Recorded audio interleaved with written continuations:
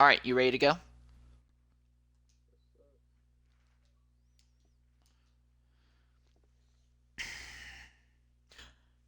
All right, ladies and gentlemen, I'm your host for today's broadcast, St. Lear 13, is preparing to get underway for round 21 of 25 here in XRL's X3 Championship. I'm your host for today's broadcast, St. Lear 13, and I'm joined once again by two-time and excellent CS champion, PZ Frenchman Man. PZ, it's great to have you here with us once more as we are on the verge of running at one of the greatest tracks on the Formula One calendar here at Interlagos, Brazil.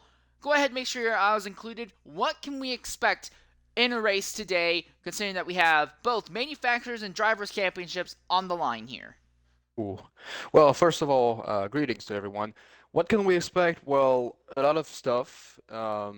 We were talking a little bit before the broadcast was on that Schumacher is basically a singular point away from locking the Drivers' Championship, but where the real fight is within the Constructors' Championship with the McLarens. I mean, both McLarens being a really strong pair against the Ferrari team where Flavor has always been kind of stuck in the midfield for some reason. But as for the track of today, yeah, Interlagos is one of the, well, I was about to say one of the trucks ever made, but yes, that is one thing. Probably a fan favorite as well for us.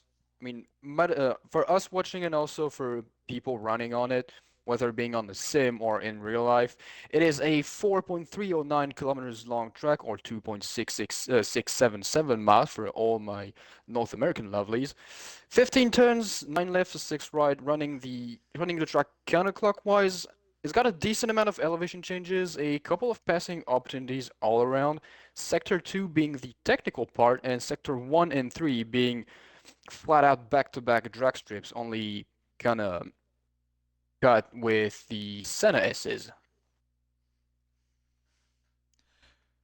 Brazil, a track steeped in a lot of history within the Formula One world. We can think back to many, many times in the past. Think back to 1991, where Senna finally was able to take home a victory here. Think here in 1992, where the race started under really damp conditions under heavy cloud cover, and Nigel Mansell showed the power of the most technically advanced F1 car ever up to that point, winning here. Think back to 1993, where Michael Andretti completely choked on the initial race start and nearly flipped his car in turn one. Think back to the year 2000, where we saw the Ferrari and the McLaren continuing the 3-year-long fight, a fight that ended up going in favor of one of the Ferraris. Think of Barrichello, Rubens Barrichello, who was a Brazilian native here but only once ever finished on the podium here. This track isn't just a bunch of highs, or lows. Sometimes this track will give some of the greats a rough day. Sometimes it will give some of the not-so-greats a great time. Think of 2008, where for only 8 seconds, Ferrari was the world champion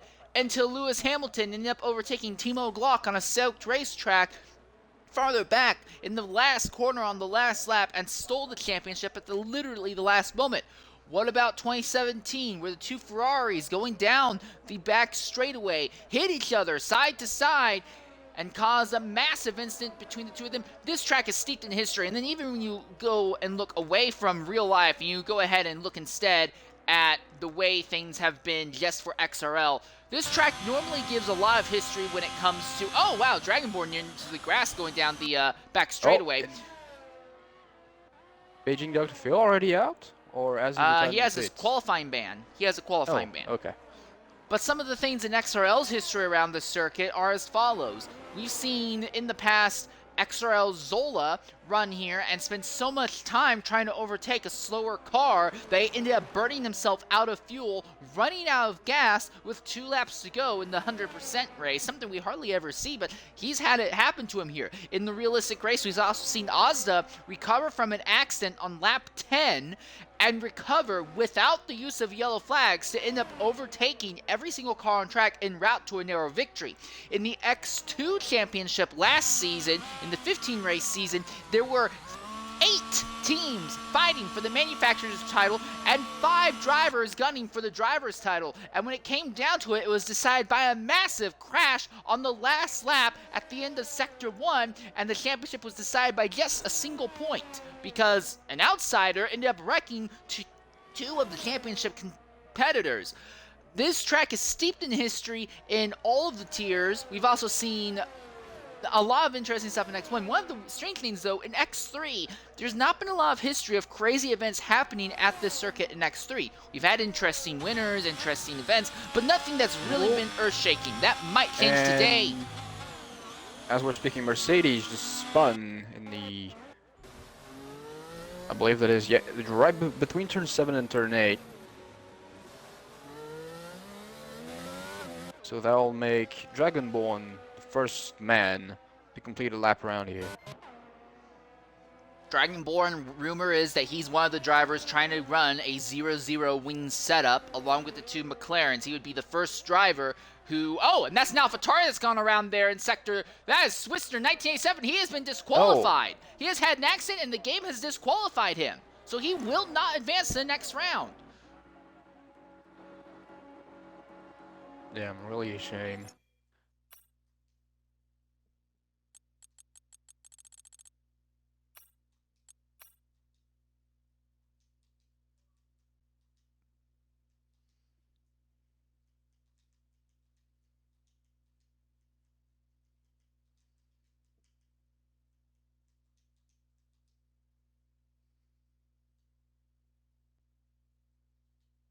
Don't know if he'll join us, but this kind of makes things interesting as now Herbago goes to the top, 108.963. We had 17 people coming in, but between Dr. Phil's qualifying ban and Swister's early disqualification, everyone here, as long as they get a lap in, will advance by default. Well, it kind of takes out a little bit of the guesswork, but oh well. AK Herbie coming uphill now. DRS straight starts really late. By the time you get to the DRS zone, you're at already 188 miles an hour. And you see Herbie as he crosses the line, he gets at 200 at most. And that's another McLaren that's gone around. That is Meerkat. Meerkat's now had an instant there in Sector 2. There's been 4 different drivers in about 4.5 minutes that have had instants in Sector 2 between turns 7 and 8. What in the devil is going on there? Well, as you mentioned, there's a lot of people try to run on very low downforce levels.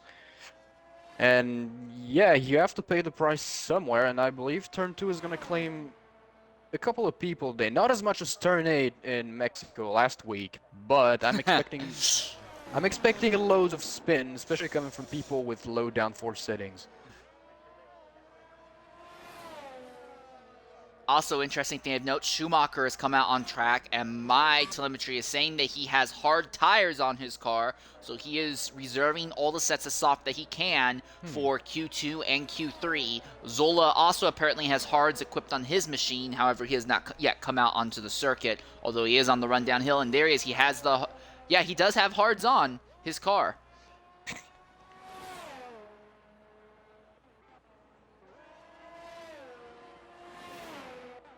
So what I want to do, though, is I want to go ahead and spin a lap on board with Schumacher around here at Brazil and see what a flying lap is like on hard tires here at Brazil, and then later on compare it to someone who's on soft. So we're going to go sign for a lap with the Ferrari of Schumacher.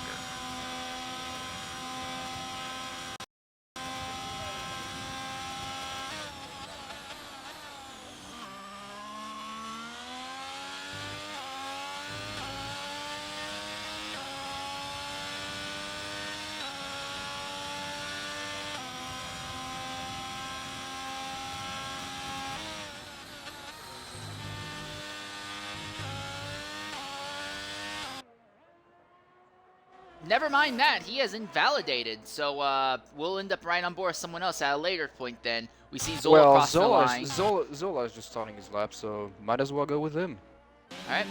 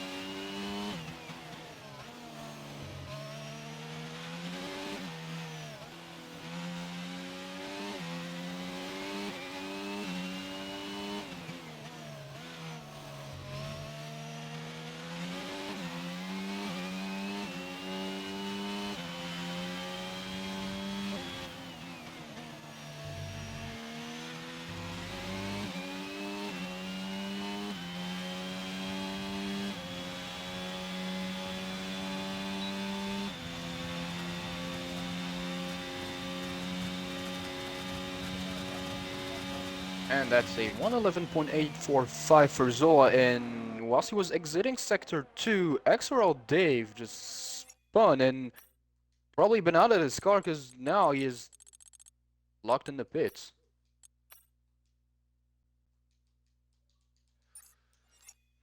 Zola's top speed was 199 miles an hour. That was with only DRS. He didn't have any draft or anything else like that. Schumacher coming to the final corner now, about to get his time in. Meerkat has retired in the pits. He says, look, that 119 that I took when I spun, I'm going to stick with that. I'm not going to burn any more sets of tires.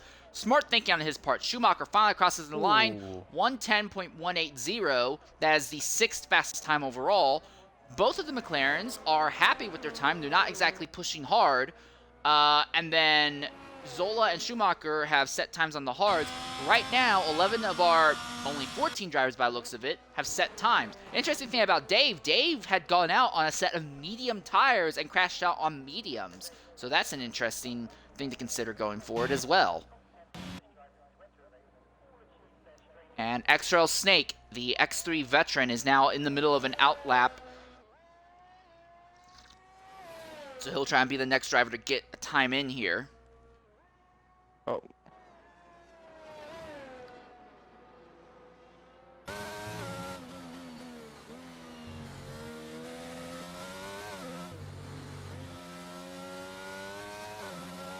Actually, you know what? I'll take that back. I do remember one thing that has happened here before in X3 that was extremely chaotic. In last game's full season, when it was that Red Bull versus Mercedes versus Ferrari fight, Chubby Spark started on the front row on hard tires, and the entire grid, the series did not let you do a warm-up lap back then because of glitches that happened in the prior game regarding that. But on the initial start, on dead cold hard tires, he put the throttle down and spun right in front of the entire field, and all 3 championship contenders were involved in that instant in some way or another. Now, in the end, Chevy Spark recovered and actually extended his championship lead, but we have seen interesting and weird things happen in X3 here. I just forgot about it. I remember now, so yeah. Interlagos has always had some interesting history. And as you were speaking, Schumacher and now Dragonborn retired in the pits. I wouldn't be surprised if we see Q1 end early, simply because everyone right now is guaranteed to advance into the next round. And we only have 9 drivers still in the position to set more laps. Mercedes-AMG, for some reason, is on another outlap. His fastest time of 111.038. He set that after going 4 laps on his tires. So I wonder what's going on with Mercedes AMG's strategy. As we're seeing now, Edidi retires, Herbie retires. Here comes Snake to the line. Zola and Mythic Meerkat also retired as well. And that's good enough for second place, a 109.243. Imperium's in the middle of a lap, and Zackel also flying down the back straightaway now. It's so weird thinking how a back straightaway here basically starts in Sector 1. I mean, you can't really consider the straightaway between turn 5 and 6 a backstretch when you have this big of a round down between 3 and 4. Agreed.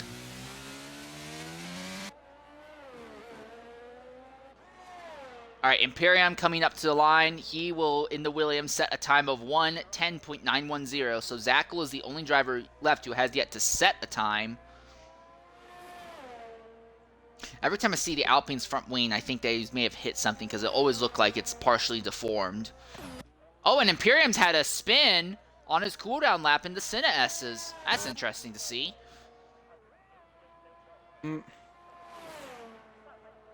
Yeah, they kind of switch back chicane going downhill nature, very reminiscent of the corkscrew in Laguna Seca. Yeah, it can catch you off guard, especially when the grip level transition from the tarmac to the rumble strips.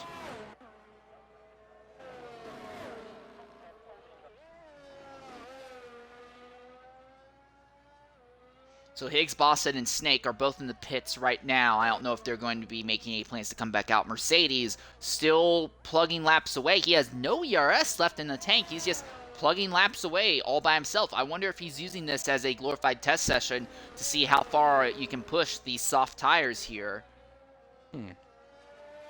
It's kind of weird though to do that during your quali run, since you have to give back a set of tires at the But end if he's of the only session. going to, then maybe so, but if he's just looking to burn up a single set of softs all the way through, it doesn't seem like a horrible idea to me, at least.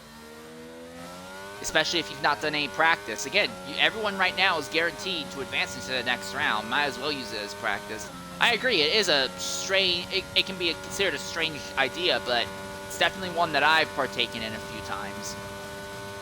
With these worn tires, he is 3 seconds off. Worn tires and no ERS usage, he is 3 seconds off of his fastest time thus far.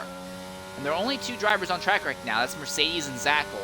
Everyone else is in the pits with just 4 minutes to go. So I have a feeling that Mercedes AMG is likely just going to keep running these tires until either there's a failure, he runs out of fuel, or time finishes.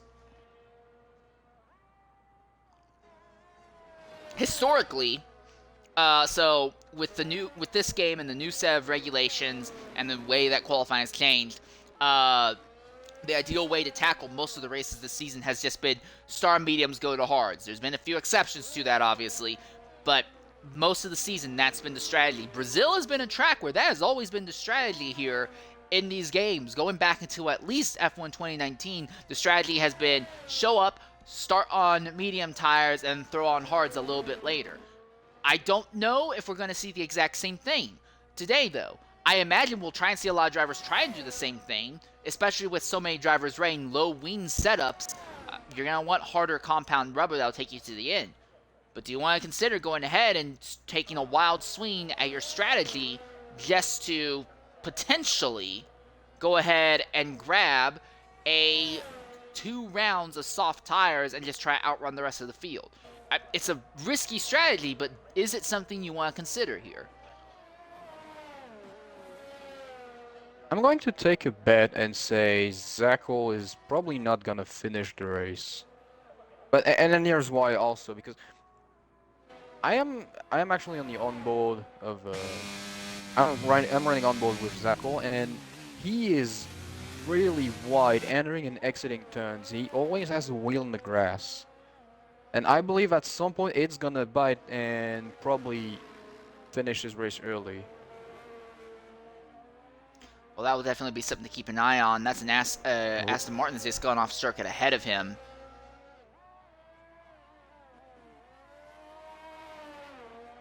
And I'm not wishing the man any bad luck, but all I'm saying is you better get off the grass, because these are Formula 1 cars, not lawnmowers. And even though there's Honda on the grid, it's not a reason to do so.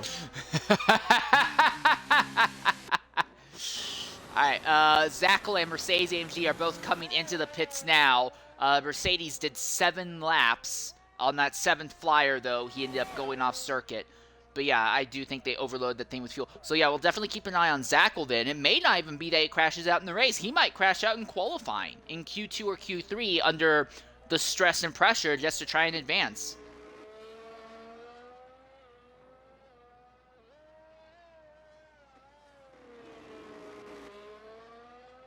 Don't really know what Higgs Boston is trying to do. He has a good time. He's in the 109s. And with a minute left, I would hope that he would retire in the pits, but that may not be the case. And as you were mentioning, people using Q1 as a glorified practice session, maybe some people here don't really know their own pace, or maybe the game has this weird thing where you get a different pace in different times from running solo and then running on in a multiplayer lobby. It happened way back when we were both playing Forza Motorsport 7. Oh, it still happens in Forza 7, sadly. Yeah, I mean, yeah, where we would get different lap times and having different pace from like running in single player mode and in multiplayer mode. So I do know that this game has a hot lap mode that a lot of drivers practice on. The problem is that in hot lap mode, you're given soft tires at always the freshest and perfect temperature, and then no you're given the degradation absolute whatsoever. Yep, no deg, and then also at the same time you're given the lowest amount of fuel possible, and the track conditions are absolutely perfect. So in a sense, yes, that does have something to do with it. Hot lapping mode is very deceitful, and you can't really judge your real life pace off of it. I'm reminded of XRL Dragon, who is a veteran in the realistic series. Doesn't get to run the X2 or X3 races on Sundays very often, but he would run realistic all the time when realistic ran. And he would always show up being extremely confident going into a weekend, and then everything would fall apart because he was always way off pace, because race pace, your car is heavier, you have to deal with tire degradation, you have to deal with other cars on track and aero wake, you have to deal with worse tires. So yeah, you do make an absolutely fantastic point there. 14 drivers advance to the next round. The 3 that will not will be XRO Dave, who crashed out, Swester 1987, who crashed and then disqualified unfairly, and Paging Dr. Phil, who is serving a qualifying ban.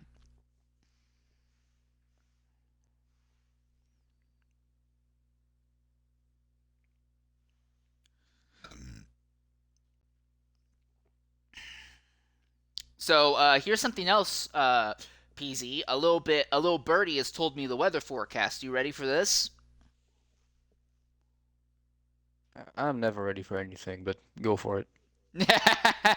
I appreciate your honesty. Apparently, there is a 64% chance of rain at the start of the race. By about the 45-minute mark, it will drop to 50, and then it drops down to 18% past the 45-minute mark. The thing is, because this is a 50% race, if we go green start to end, which has only happened once, but if that happens, we could see a racetrack become dry in the closing laps if that forecast is proper. So keep that in mind here. Drivers to watch if we do end up having a wet race will be obviously the Ferraris, which have shown some resiliency in the rain, and then also Dragonborn and the Haas. He won at his first race in X3 on the virtue of underfueling by 7 laps in the extreme wet, and ended up winning by something like 20 seconds. That was at Zandvoort. So yeah, keep an eye on drivers. Keep an eye on the Ferraris and that Haas if we end up with a wet race. Speaking of Dragonborn, once again, he's the first driver out on circuit, way ahead of everyone else, and then behind him, the next driver will be Herbago in the McLaren, and then Schumacher in the Ferrari, followed by the other McLaren of Mantic Meerkat. Now, Schumacher set his lap on hard tires, and Meerkat had a spin on his only lap in the prior session, so we don't know what their pace actually is going to be. Then behind them, you have Mercedes-AMG, who's come out onto the circuit, followed by the AlphaTauri of E-Diggity, and the Mercedes of AKA Herbie. So already about half of the field already out onto the circuit.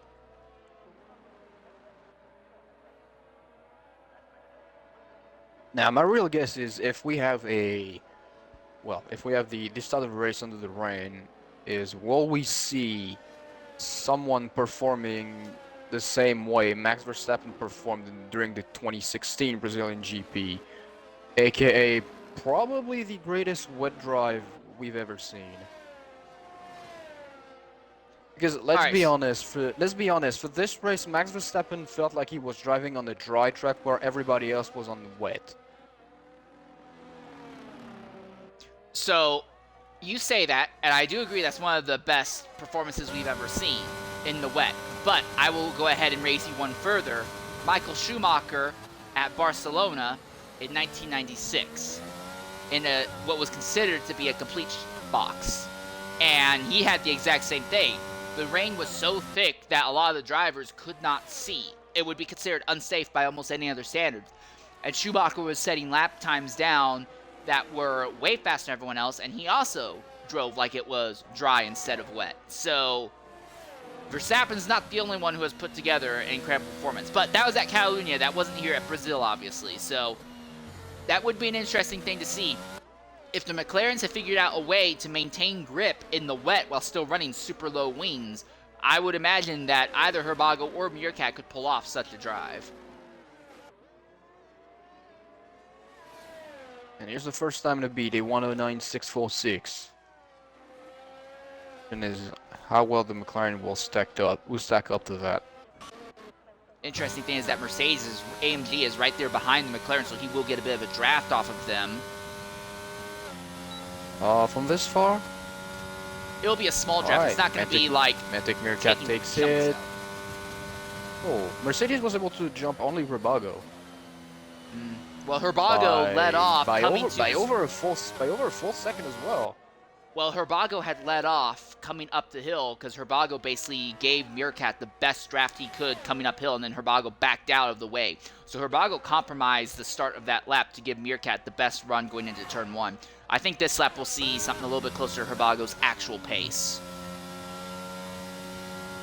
And that's Ferrari that's gone around. That is strange thing. Schumacher went out with the McLarens, but did not even commit to a lap. He immediately came in on his out lap, so don't know what's going on there.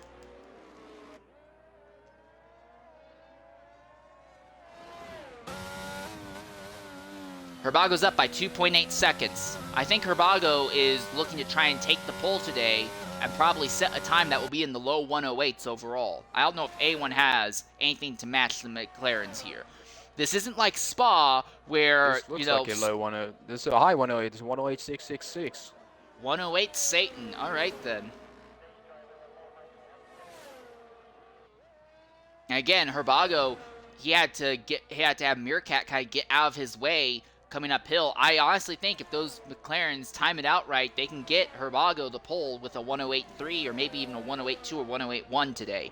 But yeah, that could get really interesting then, because again, Drivers' Championship, Schumacher just needs to walk out of here with 1 point more than Herbago. It doesn't even have to be a day. It could be across any of the remaining 4 races. But he just needs to add 1 more point to his point tally against Herbago to lock up the Drivers' Championship. Manufacturers-wise, though, the McLarens are looking strong. And I'm reminded of Spa a little bit. At Spa, the Mercedes-powered McLarens had a setup that was super low in the wings and was super bad fast in the straightaways, but in the twisties they were a lot slower. I think we're seeing the same thing here. The problem is Spa is a circuit that a lap is nearly 2 minutes. At Brazil, a lap is closer to 1 minute and 10 seconds. So 2 minutes for a lap at Spa, you'd be really slow in a Formula 1 car. You're looking at laps around 1 minute 40. Between 140 and 145. Around here, yes, laps between a 105 and a 110. And on race pace, we're looking at laps between a 109 and 113, 14, somewhere around here. But still, we're looking at roughly a 40-second difference in times. With that in mind, that kind of setup that the McLarens have will give them a much bigger advantage here compared to the Ferraris. Yes, the Ferraris might be able to close down in Sector 2, but that is a much shorter percentage of the lap here than what it was at Spa. I do think it is very possible that if we do not have rain in today's race, we could see the 2 McLarens running so fast that they just run away from everyone else and run outside of DRS range. If the Ferraris are really running wings in the 20s, while the McLarens are running wings in the single digits, or heaven forbid, as low as 0-0 like I'm hearing, it may just be the 2 McLarens and maybe Dragonborn in a slugfest all by themselves.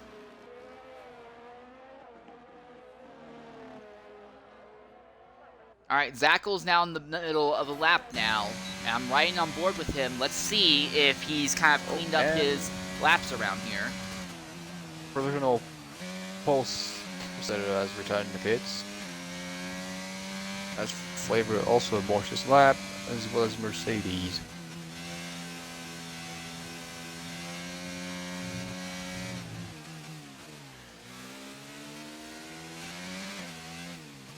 Yeah, Zackel didn't go off in the same place that we saw 4 drivers crash. I mean, Zackel went off in that same place in Sector 2 that we saw 4 drivers have instances in Sector 1. Now, Zackel's kept the car together, but you can really see he's leaning on that car, and you can visibly see the car rocking as it goes back and forth over the curbs.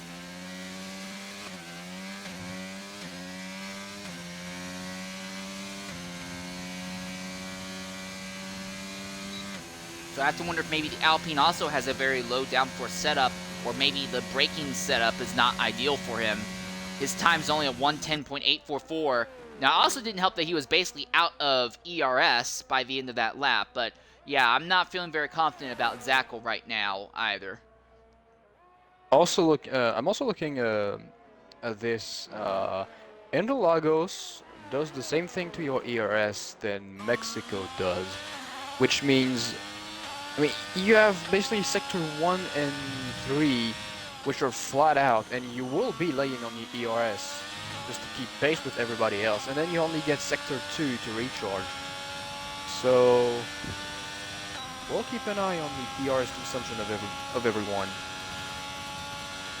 Yeah, you do get a very small recharge going into the Senna S's, and 109.175 for Schumacher, so he's only 1,000ths off of his Boston time on medium tires. And that time will probably be enough to get him into the next round, I think. I think it's going to be between Flavor, Mercedes, Zackel, Imperium, and Collyboy to advance.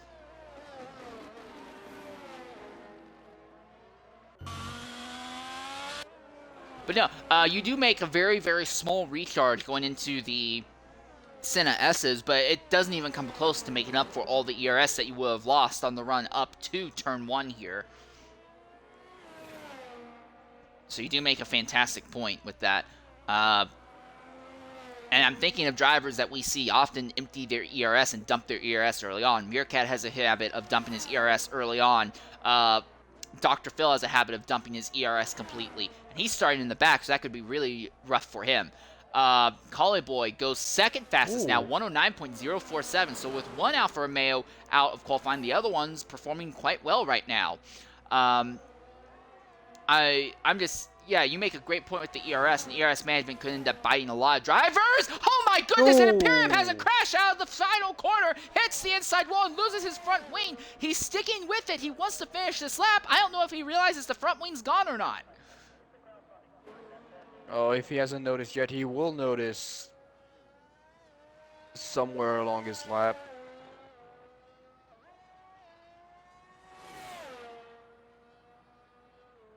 This is going to be rough because this is basically another minute and 15 seconds lost, and that could have been a minute and 15 seconds that they could have spent in the pits trying to repair the car. The thing that he was at the entry of pit lane, he could have gone in, and for some godforsaken reason, he decided to stick with his lap. Maybe just post a time?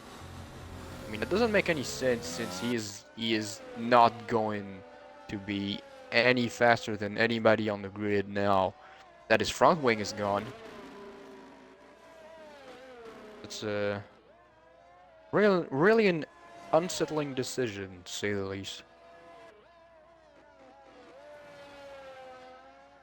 So of note, the two drivers who set their time in the prior section on the hard tires, Zola and Schumacher, they have now set their time on the medium tires. But right now, Zola may be at risk of getting knocked out in qualifying, depending on how the drivers below him improve. Imperium sets a time 113.768. That's not as bad as I thought it would be, but he's still 3 seconds off of Zackel's time, roughly. So, and he's still on. He committed. Now he has to do a cooldown lap also. 3 minutes and 40 seconds left, and you have to take another minute around. I think Imperium's not going to advance. They might get him into the pits. They might get him this car repaired, but he's not going to get on track in time to get a proper flyer lap in.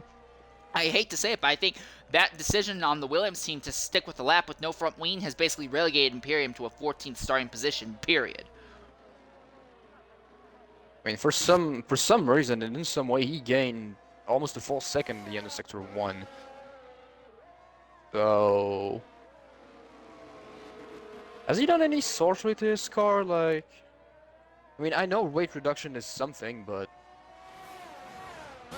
I mean, I know I sometimes prefer to drive these F1 cars without a front wing, but I also am extremely, extremely bad at this game, so don't take my opinion with anything to consider.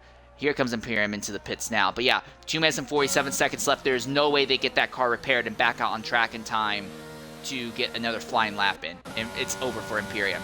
Mercedes is doing the same thing he did on the last qualifying run. He's got one set of tires, and he just keeps plugging away with this one set of tires. He has gone 5 laps on this set. His best lap is a 110.1. That's not going to be enough to improve him.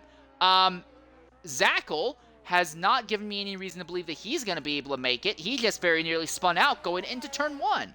So I think it's just going to be coming down between Flavor, Herbie, and Zola to advance to the next round of qualifying. And mind you, Zola is already taken off the mediums and he's put on the soft tires, so he's going to jump up a bit. It might be Dragonborn who finds himself at risk of not advancing. I believe Dragonborn did improve by at least a 10th. As I'm watching next, I believe he was in the 109.6 and he has transferred to the 109.5 now. The big question now is, will that be enough? All right, Herbie's coming up to the line now to start a flying lap. This is his out lap. He's about to start a flyer with a minute and a half left in the session. Oh, Zola did improve big time. 108.763 is good enough for second spot. Hey, check it out. The Ferrari team is about to work out some strategy, I think. Schumacher is on an outlap right now. Now, Flavor's not going to catch him on the run down to the start-finish line, but at this rate they're going, they're trying to time it so that Flavor has a big toe off of Schumacher all the way through Sector 3 on Flavor's flying lap. I don't know if they're going to make it work, but that looks like it's going to be what the strategy is here. Flavor's been in this clutch position in Q2 a bunch of times before. Sometimes he pulls it off by himself, sometimes they pull it off as a team. But Flavor has shown up a lot of times in qualifying 3. He's really performed clutch. Might he pull it off one more time here? At the moment, Flavor is on the outside looking in. A.K.A. Herbie is on the bubble, and Dragonborn is 9th, next most likely to get knocked out. Dragonborn comes into the pits. This could get really interesting because there are 2 drivers that might knock Dragonborn out of Q2 here. Herbie has just set his fastest round in Sector 2. And he has 2/10 up. That might be right enough, and yes, it is. Oh, this is going to get intense. The gap between Flavor and Dragonborn is 4/10. I don't know if the Ferraris have timed it right, though. It does not look like the Ferraris have timed this right. No, Flavor is all on his own. I don't know, can Flavor gain what will basically be over 4/10?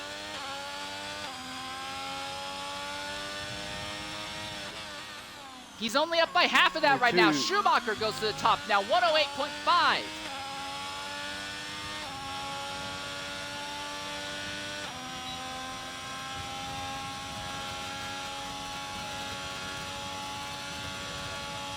No, it's not enough. Flavor will not advance.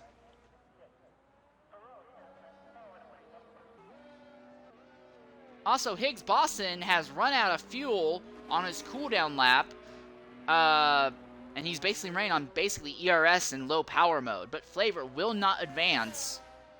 Schumacher goes to the top with a 108.567, so it does look like we may see a legitimate fight, maybe, between Schumacher and Herbago.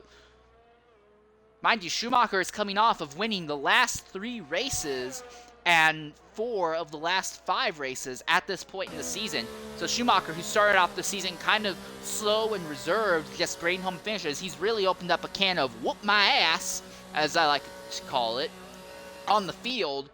And he's won a lot of those races from the pole position. I'm curious to see if this classic McLaren versus Ferrari fight that we've seen in qualifying, how it's going to work out. I mean, mind you, Herbago was in the... I mean, was he in the draft back when he made his qualifying lap? Nope. He set his qualifying lap without draft, just like Schumacher. But here's the thing. Herbago has Mantic Meerkat to give him a tow. Schumacher does not have anyone willing or able to give him a tow. So...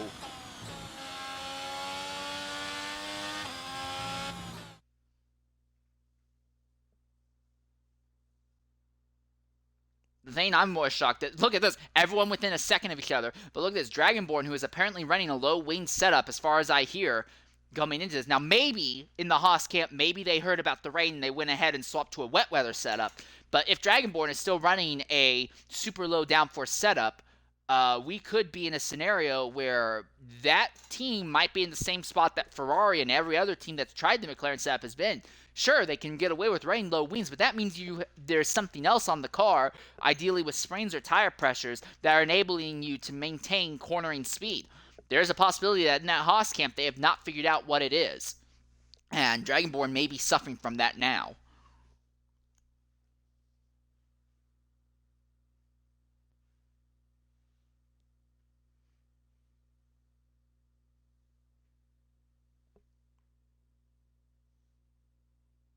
Okay, so updated weather forecast. Here's the updated weather forecast. Forecast has been updated. The start of the race only has an 18% chance of rain now, but then about 30 minutes into the race, the chance of rain cranks way up. So it may start dry and end wet rather than starting wet and end dry. Well, either way, we're getting changing conditions. Yeah, it does seem like changing conditions are almost guaranteed to be on the cards. First driver out on track. Again, it is Dragonborn, and he is joined by Schumacher right away. That is Collie Boy behind. And then you have the McLaren of Herbago.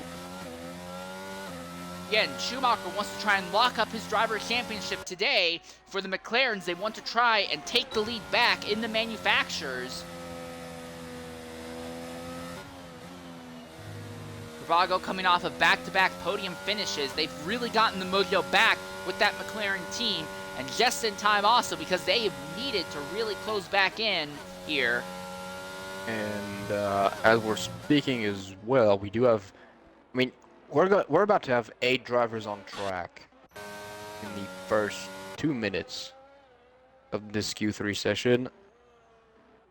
Only people staying in the block are Zola and Boson. Also, one other thing to take into consideration, pit lane exit here is very treacherous. It doesn't happen all the time, but about once every year, I see somebody crash their car on pit exit, either in qualifying or in stops during the race. So keep an eye on that. Pit lane exit is extremely, extremely difficult around here. So what I want to do is I want to ride on board with Mantic Meerkat here in Q3 for a flying lap. We ran on board with Zola early on. Now we're getting on board with Mantic Meerkat, one of the fastest drivers here. Let's see what this flying lap looks like with no wings on a McLaren here at Brazil.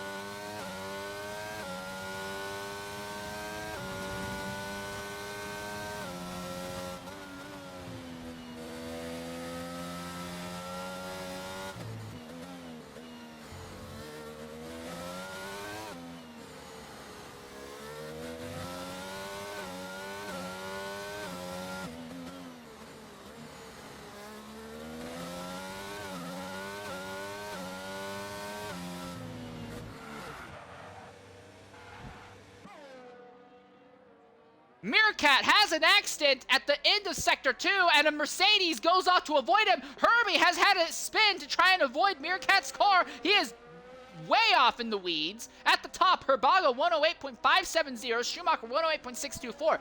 But that McLaren, assuming the two McLarens are running the same speed, I was looking at 206 miles an hour going into turn 1, 205 going into turn 4.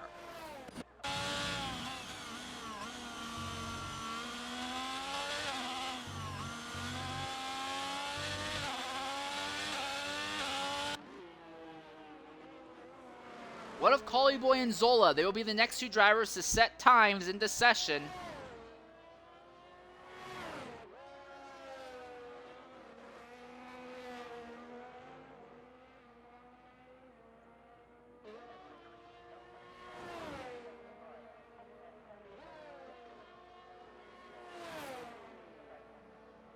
Collie Boy will go ahead and set a 109.131. I was expecting a faster time from him. Zola in the middle of his lap, what can he do? Also, Dragonborn, who aborted his initial flyer, is now on another out lap. So when Dragonborn gets to the line, he's going to have to deal with a slowing down Red Bull, potentially, in Sector 2. That could end up compromising Dragonborn's lap a bit. 52.088 for Zola. Sector 2 of Zola is substantially faster than Sector 2 of Collie Boy, so that is one thing to notice. You know he has space. I also expect a low 108. I mean a high 108, sorry about that. The 108.770.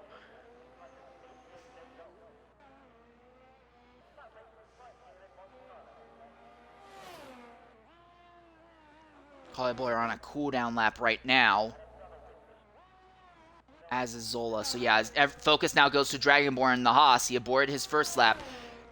Again, we aren't certain, although I'll see what his top speed is at the end of this back straightaway here. 211. Yeah, Dragonborn is running a low wing setup for sure. 211 miles an hour coming into turn 4. But with that low wing setup, he's probably losing a bunch of time in Sector 2 because he was in really rough circumstances advancing at Q2. I don't know what Dragonborn's actually going to be able to pull out here.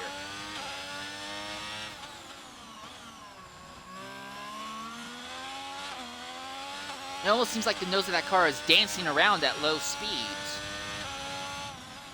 52.427, so he's not very good compared to Zola when you combine his Sector 1 and Sector 2 times together. What's his top speed? Oh, he is... Oh, that house looks fast. The 109.064. And that's 213 miles an hour at the end of the straight as well. So Dragonborn is significantly faster than even Mantic Meerkat in a straight line. But he loses a bunch of time in Sector 2. He gains a lot of time in Sector 1 and 3, but even comparing to Zola, ignore the McLarens, ignore Schumacher, just compared to Zola, Dragonborn loses so much time in Sector 2 that just does not work out for him. He's going to be bad fast on the initial start of this race, but he's going to be starting in the midfield by the looks of it, and with that in mind, he might gain 1 or 2 positions and then end up holding up a chunk of the field in Sector 2. I don't know if Dragonborn's trying to mimic the McLaren setup is in a good position here for this race, especially if we end up with rain today. I don't think Dragonborn is mimicking the McLaren setup, as the Mantic Meerkat was up to almost 10 kilometers an hour slower than Dragonborn at Henrik turn 4. So I do believe they do have a little bit of downforce on those McLaren. Just enough to make them stick in Sector 2. Meerkat's aborted another lap. He was in the middle of what would have been a good lap, but again, Meerkat's time is slower than Zola's in Sector 1 and 2 combined as well. So, and Meerkat aborted. So, only 7 drivers to set times, and we have less than 4.5 minutes left in the session. Herbie is going to be the 8th driver to set a time, as he's coming uphill now.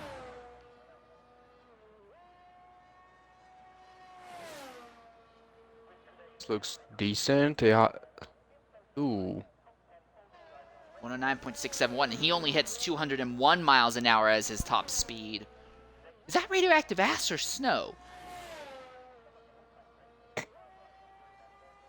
I'm guessing that's snow. There shouldn't be any reason to have gotten nuked today, but I mean, it's falling more like ash than snow. You would have heard it. You would have felt it long ago. Or maybe it's the reminiscing carcass of that thing that was flying above USA. The balloon? Space. Nah, that balloon. The Xi Jinping I live balloon. in Utah. And that thing got shot down the East Coast. The distance would be comparable to Paris to Kharkiv. That's definitely not that. Huh.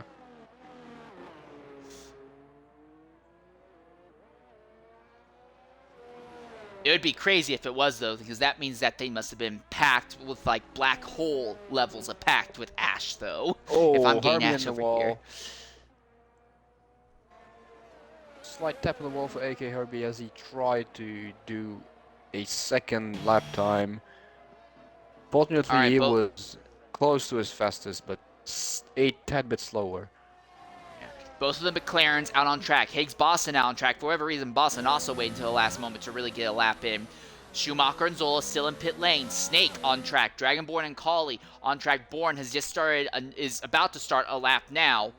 What can Herbago do? Can Herbago lock up a pole position?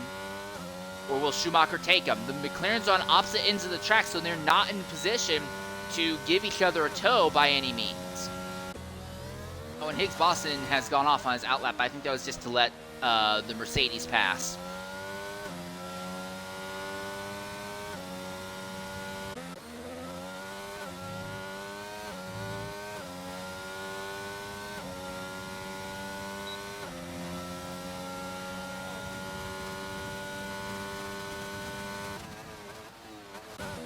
Meerkat's top speed at the end of the back straightaway is the same as what it was on his initial attempt. What is Herbago's top speed? 54.4. So Herbago also slower in Sector 1 and 2 combined than what Zola it was. How much time is he going to gain down the straight? Wow, he pops up in the DRS and that McLaren starts absolutely flying. It's ridiculous. But Herbago is slower at the end of the front straightaway, though, than Meerkat is. That's interesting. And Snake has gone off. Dragonborn aborts his lap. Here comes Meerkat. He'll finally set a lap time, but it's going to be a 109.212. So only one of the McLarens are really looking properly healthy right now. Herbago is improving a little bit by almost a tenth at the end of Sector 1. Here comes Higgs Boston. He'll be the last driver to set a time in this session. No, I won 109.323. Oh. What of Schumacher? Mythic Meerkat has spun at the exit of turn 3.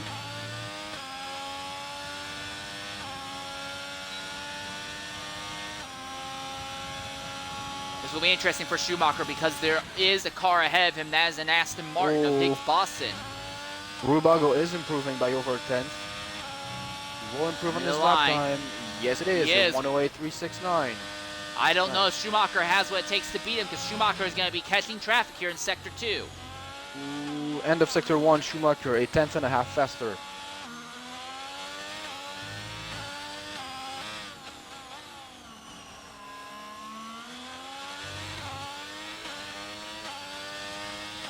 So maybe Schumacher can get the benefit of the draft. He's 3.5 faster at the end of Sector 1 and 2 combined. But Schumacher, compared to Herbago, is going to be a lot slower in Sector 3, though, because he does not have that same top speed. This is looking good, though. Yes, it is. 108.318. It stopped. Again, Schumacher steals pole position from Herbago at the last minute of qualifying. Idigiti is on his way to improve as well. Yes, from 10th to 8th in 109.290. Good job, Idigiti. And Herbago, out of fuel, will not get a chance to go again, but Schumacher has absolutely opened it up here in qualifying Q3 over the last several weeks. And here's the thing, that's 1 point that Schumacher needs now. So if all Schumacher does, if he can finish even or ahead of Herbago today, he will lock up the Drivers' Championship because he's got that 1 point now. So yeah, I really hope we're not about to see another double DNF Ferrari McLaren like 1989 or 1990 style. Oh god, I'd hope not also. I mean, at least not like intentionally, but I mean, if that happens, I only wish for it to be unintentional.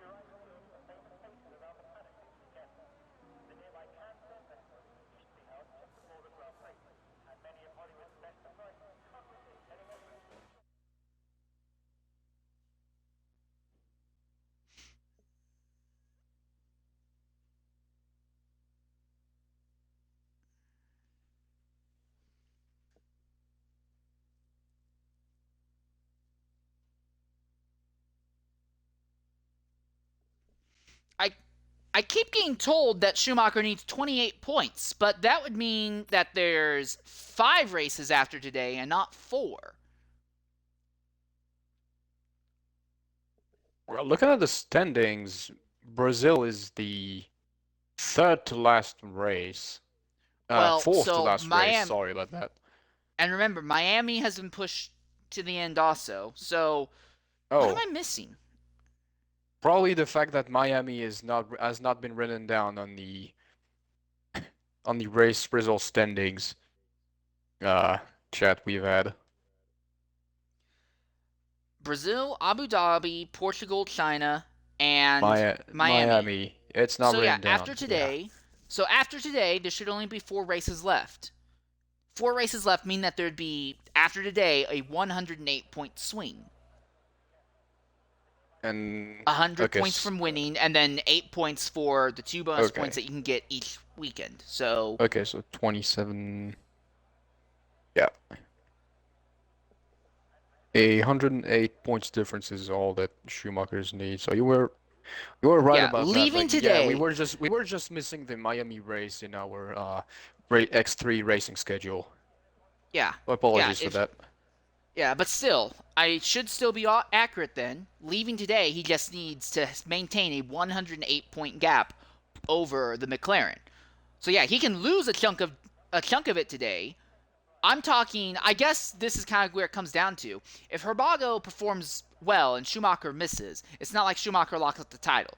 In fact, obviously, that brings Herbago closer. But I'm talking if Schumacher continues to perform near the front like what he's done most of the season, all he really needs to do is just maintain this gap leaving today because he has a 107-point gap coming into today's race. If he can just add to that by 1 point leaving today, he'll have a 108-point gap when there are only 108 points left in the season, so he would win the title then. That is so I guess the circumstance is that I'm taught mathematically speaking, it's closer than that, but I'm talking based a little bit more off of overall pace. So I guess when it comes down to it, yes, technically Schumacher needs to gain 28 points today to officially lock up the title today, and technically because you can only gain 27 points in a race, you can't lock it up today. Uh, but realistically speaking, practically speaking, Schumacher should have the title wrapped up because we should only have 4 races left. Unless there's something else I'm missing, and there is another race that I am forgetting about, but there should only be Abu Dhabi, Portugal, China, and Miami after this stage of the season, after today. So, yeah. Anyways, go ahead and look at the championship standings overall to give you the exact numbers. Mind if Manufacturers I? Championship. Yeah, go ahead. Start us up. Okay. So I will commence this with the Constructors' Championship going from 10th to 1st. The last team on the grid is AlphaTauri with 72 points. Up in ninth, Williams, 88 points. And Aston Martin, the first team in the triple digits with 103 points. Alpine 7th with 120 points. Mercedes 6th with 135 points. Sorry about that. Alfa Romeo 5th with 134 points. Haas in 4th place with 188 points. On the small step of the podium right now, Red Bull with 268 points. And then fighting for the top spot, McLaren in 2nd place with 411. And Ferrari on the biggest step of the podium with 434. As of for the Drivers' Championship, in 19th spot we have Imperium SG with 12 points. 18th is BTEC J. Leben with 17. Gominator with 25 points in the 17th spot. Frathers in 16th with 31. A single point above him, 15 places, Higgs Boson with 32 points. Mercedes AMG 42 points in the 14th spot. 13th is Paging Dr. Phil with 44. Idiggity 75 and 12 with 48 points. XRL Snake 11th with 56 points. And entering the top 10, we have Veli with 60 points. 9th is AK Herbie with 66. XRL Dave in 8th with 68 points. Kelly Boy 7th with 75 points. Dragonborn 81 points. He's good enough for the 6th spot in the Drivers' Championship. In the top 5 and first man on triple digits is XRL Flavor with 102 points. Mantic Meerkat is 4th with 186 points. Small step of the podium for XRL Zola with 216 points. He's 3rd. Rubago 91, 225 points. He is 2nd. And at the top of the charts is Schumacher SF7 with 332 points.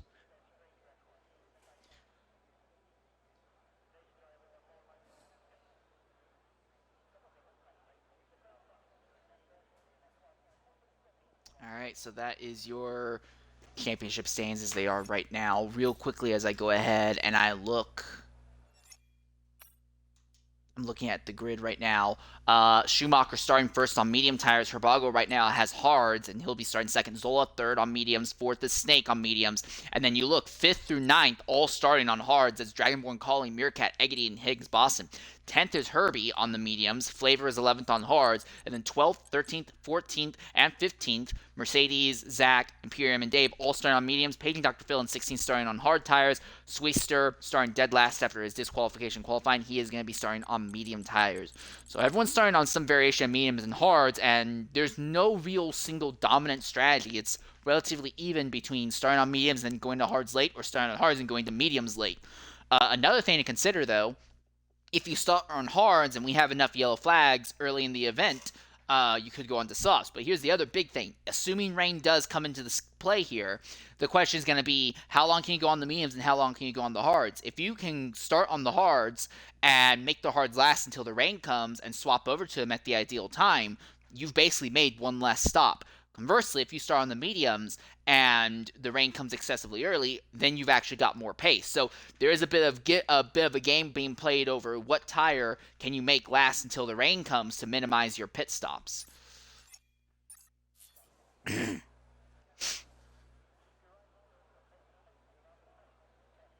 of course, teams may make a last-minute change on their tire compound. All right, a warm-up lap. We have a 17-car field for today's event. Yeah, so, yeah, it's staying the same. Schumacher, Zola, and Snake in the first, third, and fourth position starting on mediums. Herbago in second starting on hards. So I do anticipate that the McLaren will be a little bit slow off the line. The real wild card is going to be Dragonborn. Dragonborn launched perfectly at Mexico off the line. No, never mind. I'm thinking of a different Haas in X2. Never mind. I apologize for that. Yeah, no, I think it's the top four who are going to kind of be fighting for themselves. And for Herbago, it's just going to be a matter of hang on the initial run down to the line. It's going to be that close when it comes to it here.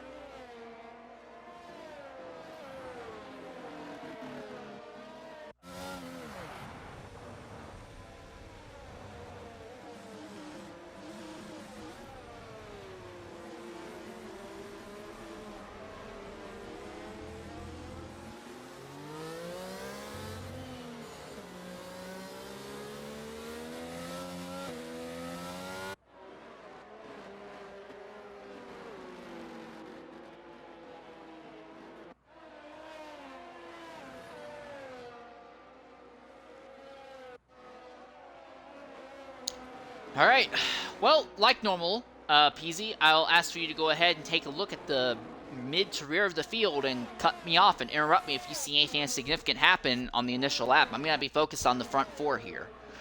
As usual.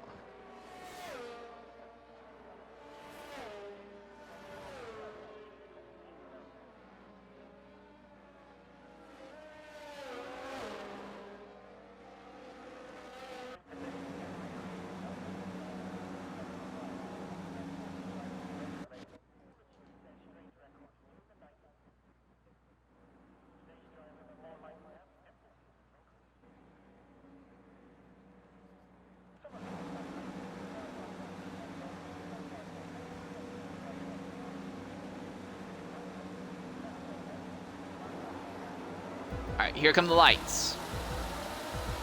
4 lights, 5 lights. As lights out, away we go here at Brazil, and no one on the front row got a good lunge. Here comes Zola, here comes Snake. Schumacher is going to take the lead. Zola going the wrong way around the outside, gets around the McLaren of Herbago. Here comes Dragonborn. He's trying to make something happen. There's been a bunch of movement down to the field. Bearcat has dropped to last.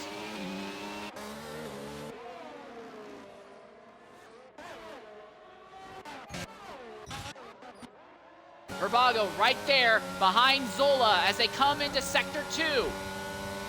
This section of the track is where Schumacher will be a little bit stronger, we're anticipating, compared to the McLarens. Zola also keeping pace with Schumacher. Dragonborn is there behind Herbago. It is a 4-car breakaway at the top of the grid right now. It looks like everybody else is following suit in a single line. I don't see any fights at the back. And I believe that is for the better after this really chaotic of a start.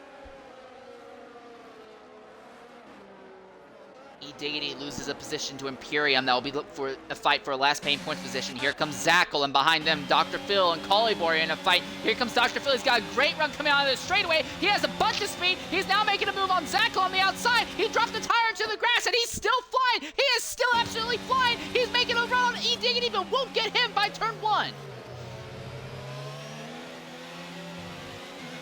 Oh, yellow flag sector 1. We have AlphaTauri in the grass. Nothing's broken, so it's all good.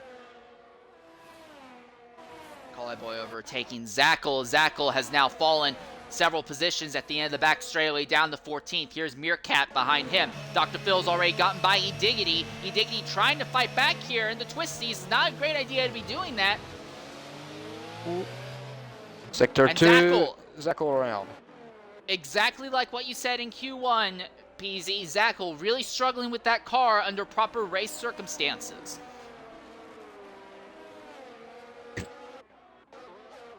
The top 7 all on top of each other. We will see DRS enabled for the entire top 7 on Schumacher going down the back straightaway, I think. Well, maybe not, because Zola is outside of DRS range. Schumacher is saying the fastest time, so it might be everyone going after Zola for second instead.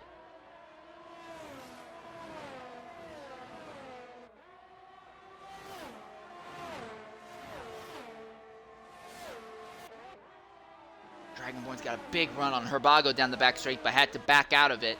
But looking at ERS levels right now, Schumacher still has 80%, well, about 78% of his ERS right now. Zola is at 65, Herbago 59, Dragonborn 24.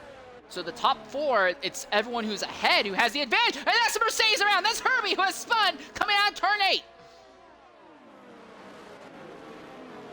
All by himself, he didn't make contact with anything, he just put the power down, that car just looped around, and Herbie, who was fighting for a top 5 position, now falls out of the point spots all the way down to 13th, might even fall to 14th here. E-Diggity is, yes, he is completing the moves on the outside of AK Herbie, as he is aggressively blocking the way for Higgs Boson right behind. He seemed to be able to find the goal. Big twitch from Herbie, exited 13, and now he's really is at the back of the grid. Farther up the grid, Mantic Meerkat has a DRS, ERS, low fuel, underfueled car combination. Everything's super fast from him. Meerkat's already by Dave, up to 11. So Meerkat recovering as well as he possibly can from that early first lap incident of his. The top 4 are all still together. Zola is actually keeping Schumacher honest at the front, and Herbago is having trouble keeping pace with them right now. Snake is the wild card in this. He is 5th and might be in position to make moves. Also, Dr. Phil has just gotten by Imperium. Now Dr. Phil sets his sights on the number 2 Ferrari of Extra Flavor, who is 7th.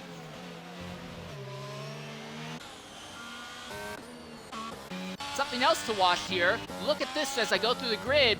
Flavor. Oh, and Mercedes has spun out 6. Mercedes spins out 6th position. He's right in the middle of the racetrack, and the field has to swerve to avoid him. That's going to kill Flavor's momentum, and now Dr. Phil's right behind Flavor as Mercedes drops out of the points pain positions. Oh, Dr. Phil has a big run on Flavor. He's got DRS, he's got ERS. Both of these cars are underfueled, and Flavor isn't even going to try and defend, so Dr. Phil already moving up into 6th after starting next to last. And Meerkat's already up into 9th as well, and Dave gets by Imperium going into the Senna S's.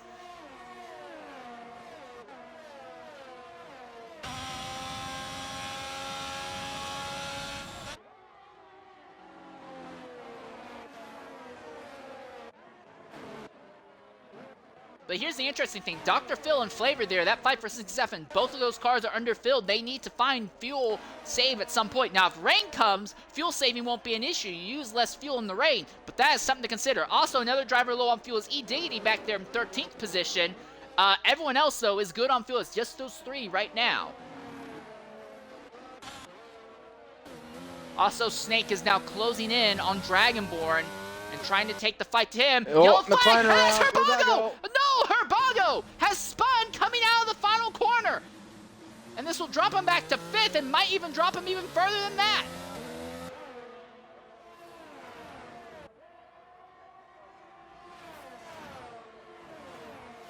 Well, that changes the Manufacturers and Drivers Championship fight in favor of the Ferraris, as Call It Boy makes a move on Flavor, going around the outside of that Ferrari, and now here comes Meerkat. So Flavor does not seem to have any pace right now. Oh, Sector 1, someone's around. Swister! Swister!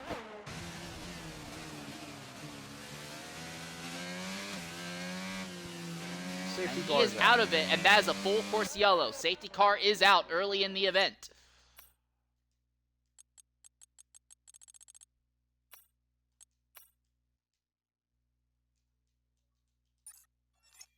So our first DNF and our first yellow flag early, and this bunches the field up. Ooh. What kind of Mercedes spun around exit 4?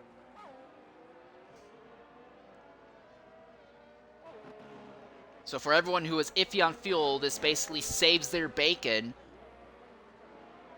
My question is, for how long? Well, if rain comes, then their bacon is saved for good, I would say.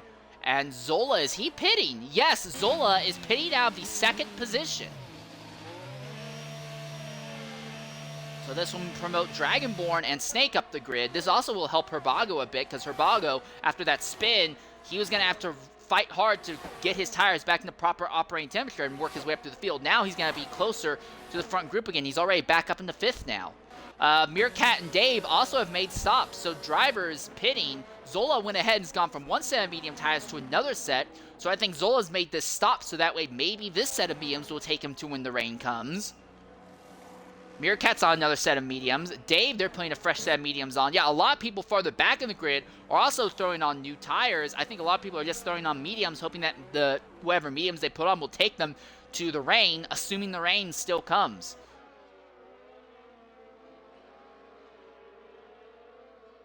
And this will be a long yellow flag, I think, because of how far back the rear of the field is.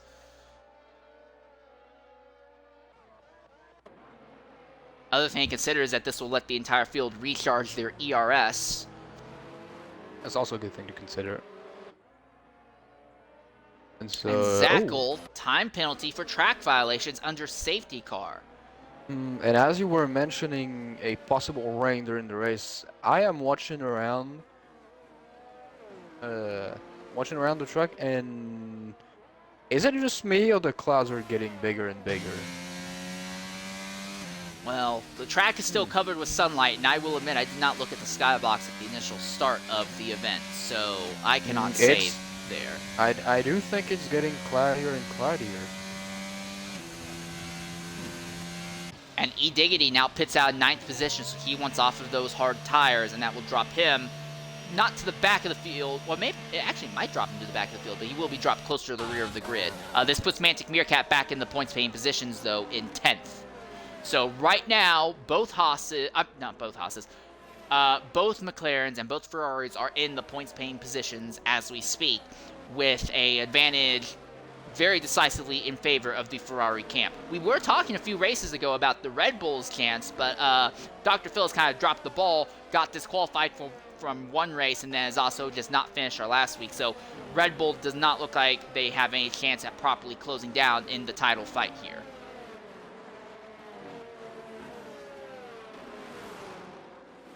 Manufacturer's title fight, that is. There is also of note, if Herbago doesn't have the greatest run here, there is still the serious fight between Herbago and Zola for second in the Drivers' Championship of note. Herbago has taken that back after coming home second last week. So keep that in mind, Herbago and Zola are still fighting for second overall in Drivers' Championship.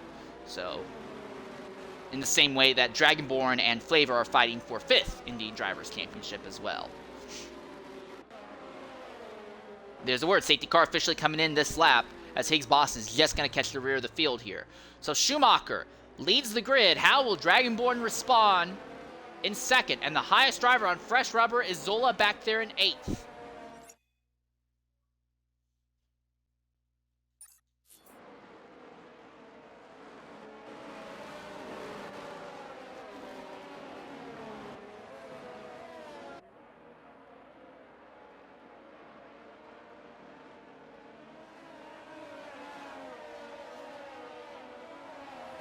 And we're underway. Dragonborn kind of got caught clacking there, as Snake and Dr. Phil going at it. Herbie and Imperium making moves farther back in the grid, and Herbago is in 5th and has a chance once again. Oh, Zackel has spun.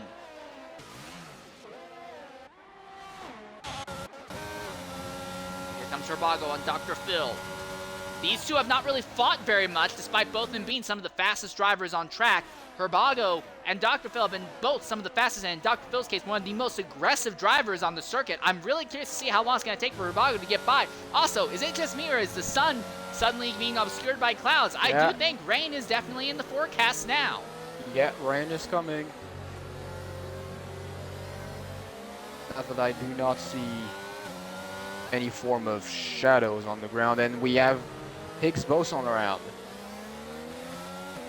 I'll drop Higgs all the way to the back of the field now behind Zackel.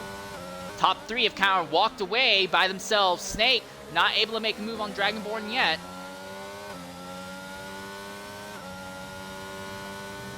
Dragonborn laying on the ERS, building speed. 330 kilometers an hour entering turn 1 as he closed down the gap on Schumacher. E-Diggity and Imperium side by side for 13th position going into the Senna S's, and it is the Williams that has his nose ahead of E-Diggity for the moment. Seems like E-Diggity's really struggling.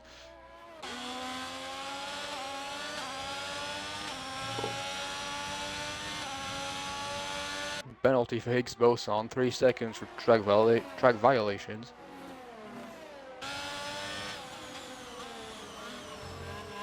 I do believe right now that Dragonborn is Schumacher's best ally in this fight, as he is, as we've mentioned and also noticed, substantially slower than everybody else in Sector 2. But he counteracts this by being one of the fastest at the end of both straightaways, having very low downforce and laying on his ERS as much as he can. Breaking, I mean, almost every time the 200 miles an hour barrier. DRS officially enabled. Now, mind you, Dragonborn has slipped out of Schumacher's DRS range, so Dragonborn will be attacked by Snake, Dr. Phil, and Herbago behind. Also, Boy is not far off of 5th place as well, but here comes Herbago. Whoa. He's got the run. He's got the move on Dr. Phil. Dr. Phil cuts down. They both have DRS. Is Herbago going to make a move at the end of the braking zone? No. He thinks better of it.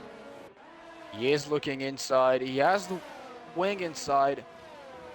Beijing Phil really aggressive, closes the door on him. But you can see Herbago is definitely faster than Phil.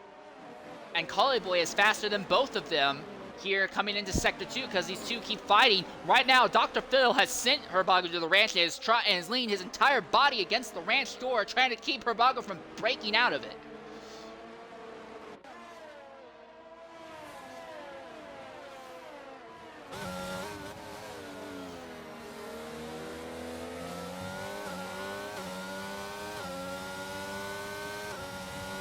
Of note, Mantic Meerkat, who is the highest of everyone on fresh tires, he is in 7th. He is now caught behind Boy. So Meerkat's about to try and make his presence felt going forward as well. Here comes Herbago to the outside of Dr. Phil. Could not make it go into the Senna S's. He'll get another shot, though, going into turn 4. And as one Meerkat's already... Oh, wow. Boy messed up going into the Senna S's, and Zola got by them, and the Meerkat got by both of them. Here comes Herbago for the move. He is there. You can't close the door, Phil.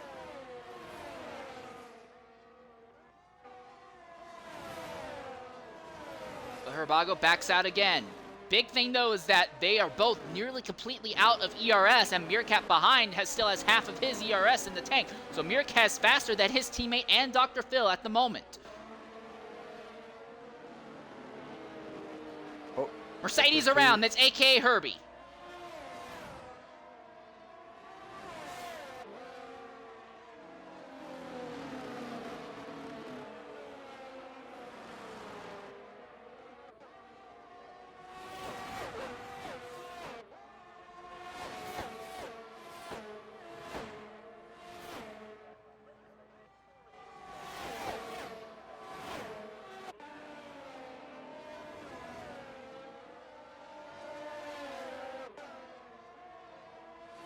Two McLarens right behind a Red Bull as they go down the back straightaway again.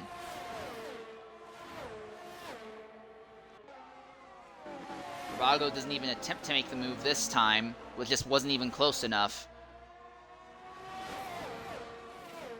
Both of And them while are these- also down on ERS. Yeah. And while these three are fighting, it's letting the top three of Schumacher, Dragonborn, and Snake scoot away. Snake and Dragonborn are continuing their own little spat for second place right now. Snake definitely seems to be fast enough to really hound Dragonborn, but he's not blitzing him. And then you have Schumacher who's leading. Schumacher has gotten about 1.5 seconds away from Dragonborn, but isn't really pulling on him beyond that point. I don't know if Schumacher is just saving his tires or what, but right now, these top three are all relatively close to each other. All right, Herbago has a great run on Dr. Phil coming uphill. He'll have DRS. He's already laying on the ERS. Coming down the main straightaway. What will Herbago's top speed be, and will it be enough for him to get alongside Dr. Phil? A little bit I too think far I'm back. starting to see rain. I think I'm starting to see rain.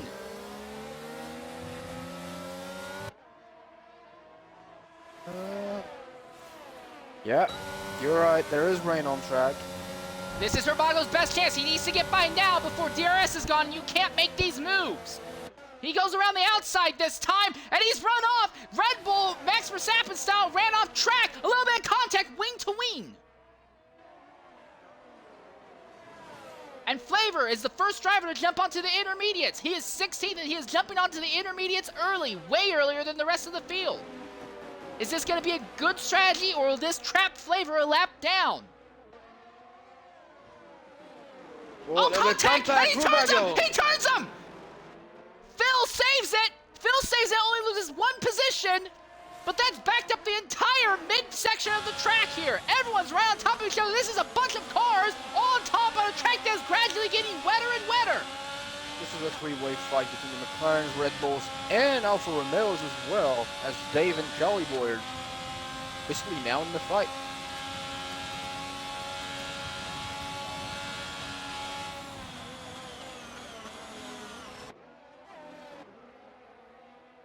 Meerkat is right there behind Phil, and Phil still has DRS off of Herbago right now. But here comes Meerkat already going to the inside of Dr. Phil as they go down the back straightaway. Phil cuts down, denies him the inside line, coming in the braking zone.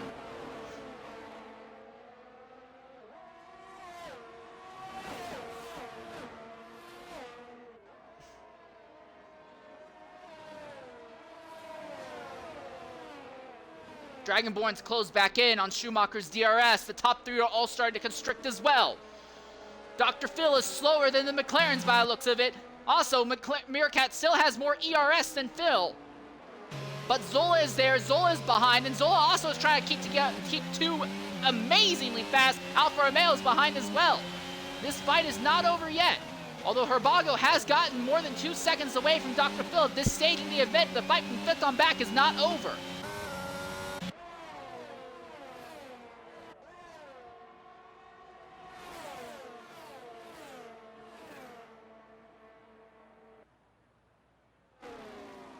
Oh, Meerkat going for the move on the outside. He is looking.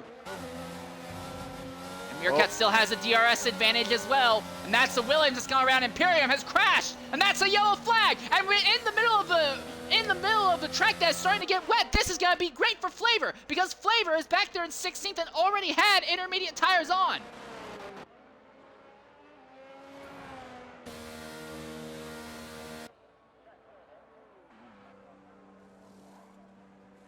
Imperium, they need to replace the front wing. So yeah, we're going to likely see the entire field now jump on to intermediate rubber. This might not work out as good as for Flavor as I thought. He's not very close to the back of the field. I think Flavor is going to probably end up being near the back of the grid still, even though he jumped onto the intermediates early. But here's the big wild thing though. Schumacher leads still. Dragonborn is going to be second. Oh my goodness, Schumacher nearly wrecked his car into the safety car. The track has lost most of its grip.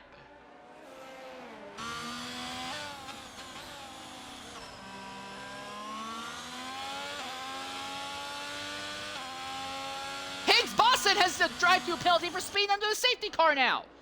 Higgs was in 12th position, just trying to catch him to the rear of the grid. I say that's a bullcrap penalty, but the game does what the game does, I guess. Here comes the field, coming in, and Dragonborn stays out. Dragonborn is staying out on hard tires. Everyone else is pitting for intermediates, but Dragonborn stays out. I don't know what the strategy is going on there in the Haas camp.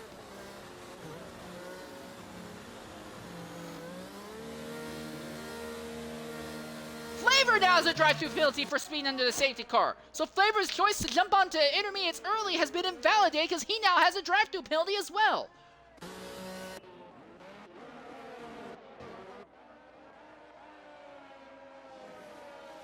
Oh, and looks like Higgs Boson has been disconnected from the session. So beware, we do have an AI driving now. Snake and Schumacher are still on hards. Snake and Schumacher did not put intermediates on. Snake and Schumacher have another set of hards on. Do they think that the track's not wet enough to warrant intermediate tires? What are they doing? I mean, it is raining, but is it raining this hard? Well, in that case, throw on some softs instead of intermediates if you think. And Schumacher now has a drive-through penalty. Your championship leader has a drive-through penalty for speeding under the safety car. And now Zackel does. 4 drivers have gotten drive-through penalties. Oh, this doesn't look like driver errors to me. And the track is soaked now. No, I'm looking at the track. That track is soaked. You need to put on intermediates. And now Dragonborn pits out of the lead. But because of Schumacher's penalty, it's now going to be Herbago who's going to take the point, I think. No, Schumacher is still out on hards. But it doesn't matter. Schumacher still has to do the drive-through penalty. But yeah, Herbago is now going to be the driver on point.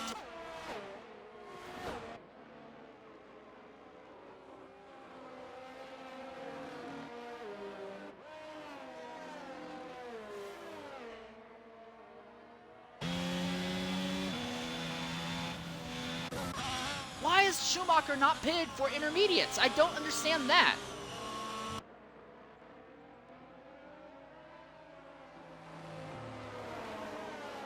And the field is still very spread out. If I'm in Schumacher's position, I should pit now, just go to the back of the grid, and then when you serve your drive-through, you'll be in clean air, at least.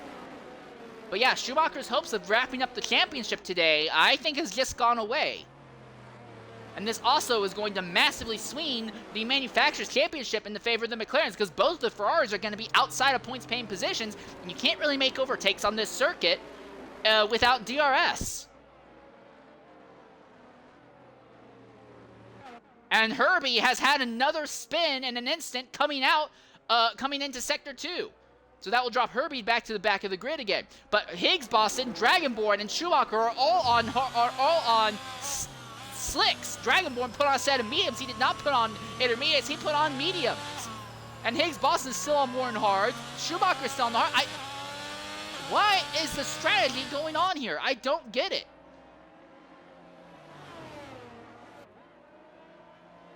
Oh, and Schumacher's goes to the pit line. Finally. What of Dragonborn? Schumacher now has a penalty for speeding in the pit lane. And Dragonborn is still out on track on his medium tires. The track is soaked and he wants to try and go on slicks.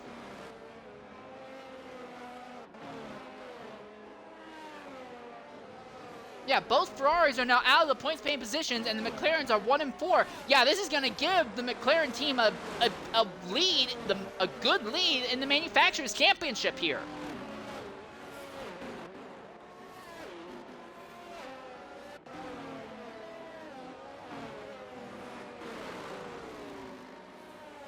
And mind you, Zackel, Flavor, Schumacher, and Higgs all still have drive-through penalties, and those 4 drivers are all near the back of the grid right now as well. And Schumacher has a 5-second time penalty. Yeah, I hate to say this, but I think for Schumacher, for him just getting back into the points is going to be a massive thing. So yeah, that 107-point lead that Schumacher has, he's going to definitely end up using a chunk of it here unless something bad happens to Herbago as well. But I'm more shocked at Dragonborn. He is still out on track on medium rubber. Oh god, Dragonborn just nearly lost it there in the twisties. Safety car coming in this lap. This is going to be bad. This is going to be very bad for a lot of drivers, I think. If that is the case, then let us watch who can capitalize the most on that. I think it's going to be Herbago. He has Dr. Phil behind him, but Herbago's already gotten by Dr. Phil, and overtaking without DRS is nigh on impossible here at Brazil. And we're off. Oh, wow, Dr. Phil caught Herbago. Here comes Herbago. Here comes Dr. Phil side by side for a lead. Dr. Phil on the outside. It's going to be a drag race. And going to have one. And Herbago is going to lose it to Dr. Phil. It can't tell yet. They're still there. They're still side by side. Collie Boy is behind both of them. Side by side for a lead. They make contact. Hello to the wall. And Dr. Phil's all over the track. Herbago's all over the track. Herbago's lost his front wing. Dr. Phil has, oh my goodness. And Collie Boy is now your leader. And Herbago has lost his front wing. Dragon Boy is still on track on slick tires. And he is losing positions now. He is also causing problems for the field.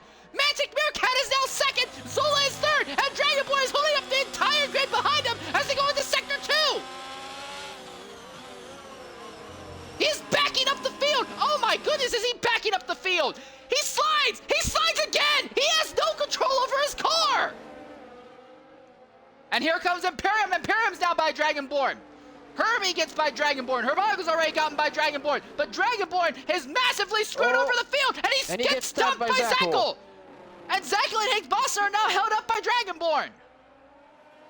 And Dragonborn is going to get, I guarantee you, post-race, Dragonborn is going to get penalized for reckless driving and might even get outright disqualified for that.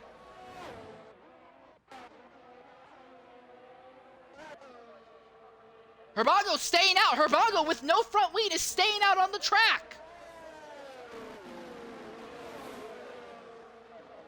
I don't know why, but he is.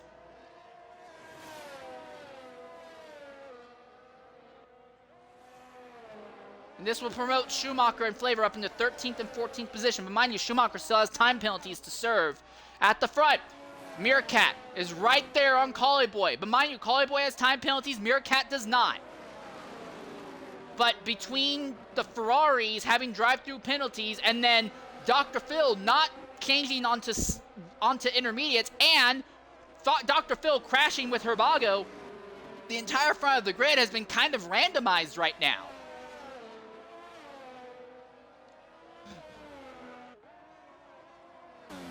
Again, no ERS, so Meerkat needs to figure out a way by Collie Boy. Now, mind you, Meerkat has not laid on any of his ERS until now. Collie Boy's already burned through about 30% of it. So Meerkat, not only does he have a no time penalty advantage in his favor, he also is in position to have more ERS potentially.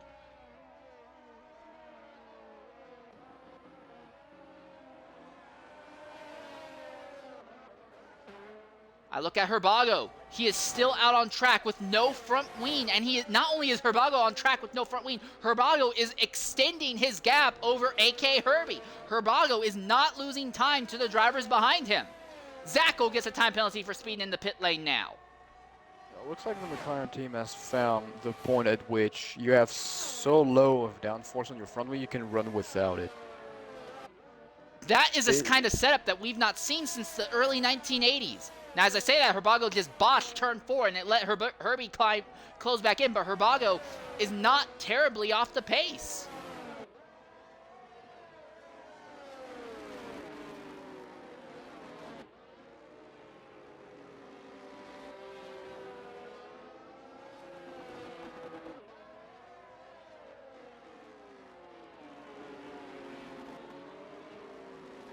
I say that now in Sector 2, he is god-awfully off the pace now. He has lost almost an entire second in Sector 2 alone. But he has so low downforce, though, he makes almost all of it back up in the straightaways. Herbie is right there pressuring him. I can't believe Herbago's not pitted yet. He's out there on track with no front wing. And he's not ungodly off the pace. Like, he's losing time, but it's not by the massive chunks we're used to. Although, again, he botched his turn 1, and Herbie's going to have a great run on him this time going down the back straightaway. But the McLaren has basically no downforce on the car.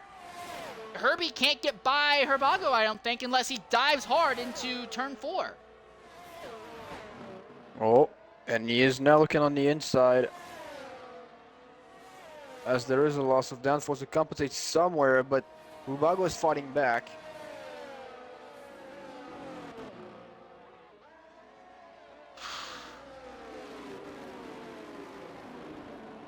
He is running a setup with now a large deficit of downforce, but he is still keeping in touch with the guys behind him.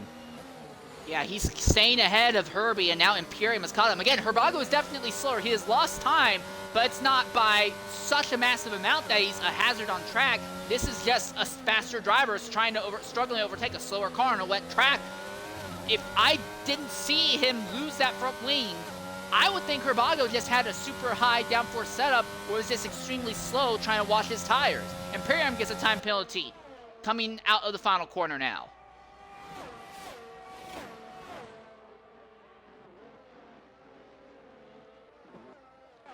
Snake gets by Dave for the 4th position going down the back straightaway, so Snake moves up in the 4th. He is 6 seconds out of the leaders right now. Dr. Phil has gotten a time penalty as he is trying to keep Schumacher behind him right now. Schumacher spent most of the day on clean, dry racetrack by himself. Now Schumacher has to do the hard stuff and work his way up through the grid manually. Oh, this might be Herbie's best shot. Entering turn 8. I think this is going to be it. And he gets it. Yep, he's got him now. Ooh, he's a Oh, little bit no! wide. No, he does not. Here comes Herbago again. Now he's And mind you, clear. Imperium and E-Diggity are both there. So yeah, Herbie is finally by Herbago, but Herbago held on to that position for a really long time. And also, mind you, as long as Herbago is backing up the field, we might arrive at a Oh! point where... Imperium hit Herbago, and Imperium has gone off circuit. And Schumacher has just gotten by Dr. Phil farther back. And now Dr. Phil's clapping back. There was contact between the Ferrari and the Red Bull, by the way. Contact again.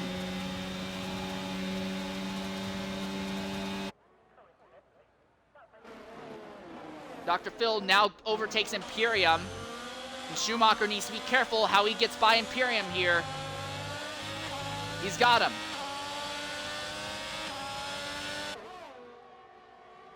But here's the thing, Herbago has lost just enough time trying to hold up the drivers behind that now Schumacher is either going to overtake him on circuit or Schumacher is going to overtake him when Herbago finally pits to fix that front wing.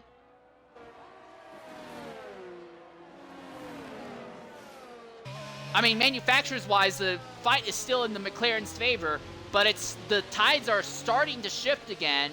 Instead of it being what would have been probably a 30-point advantage for the McLarens, it's now looking like it will probably end up being closer to only a 20 or less point advantage for the McLarens because Schumacher is about to break back into the points paying position and Herbago is at risk of falling out. Collie Boy has lost the top position to Meerkat. Finally, it's taken a long time, but it finally happened going down the main straightaway.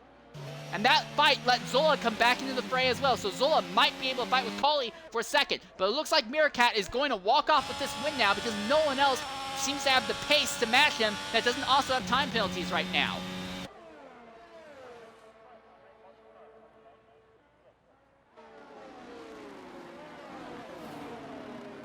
$11 laps to go. E-Diggity gets a time penalty for track violations. And Paging Dr. Phil had a bad run out of the Senna S's. Schumacher stays in his draft but is not closing on the straights right now. I think Dr. Phil may just be faster in dirty air than Schumacher is. Well, as I say that, oh wow, Dr. Phil let Schumacher get to his inside, coming to turn 4. A little bit of contact too. 3 times they hook, and Schumacher is run off track by Dr. Phil, and Dr. Phil goes around. My goodness. That will probably end up being another time penalty against Schumacher, although I don't know how much it will matter considering that Dr. Phil basically ran the Ferrari off the track there. I would honestly, I would qualify that as a racing incident because as we saw, there was a little bit of contact in exiting 4. And yet again, I mean, both the Ferrari and the Red Bull have blocked horns entering 6, but they kind of freed themselves apart, and then the Red Bull spun. So, on my end, I would classify that as a racing incident. Well, this has now put Schumacher back into the points-paying position. Herbago is still ahead of him on track, though. But E-Diggity is right behind Herbago and putting the McLaren under massive pressure. I'm shocked that the McLaren has stayed out this long without a front wing. It's obviously slowing him down. Schumacher can now see Herbago ahead. My question now is, has he? I mean, because now it's been what, like 5, 6 laps? I'm really concerned about the fact that, has he noticed he has no front wing? Because there's no way you could go around this long without I a mean, front wing without noticing it as well.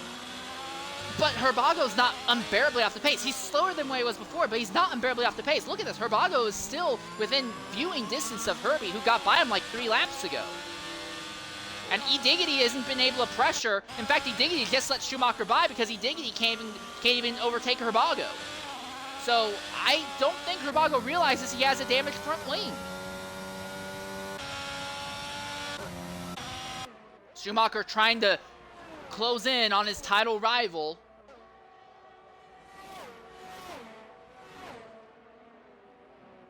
Right now, Herbago has a significant advantage in ERS. Schumacher has kind of burned through a bunch of his, just trying to overtake and make his way back up through the grid. I mean, sure, there's the ERS advantage for Herbago, but I believe Schumacher has the downforce advantage. I mean, let's be honest. But can you really afford to try and make an overtake in Sector 2, though? Schumacher very nearly got dumped, or turned, or blocked, or whatever you want to call it, by Dr. Phil when he was trying to pass him in Sector 2.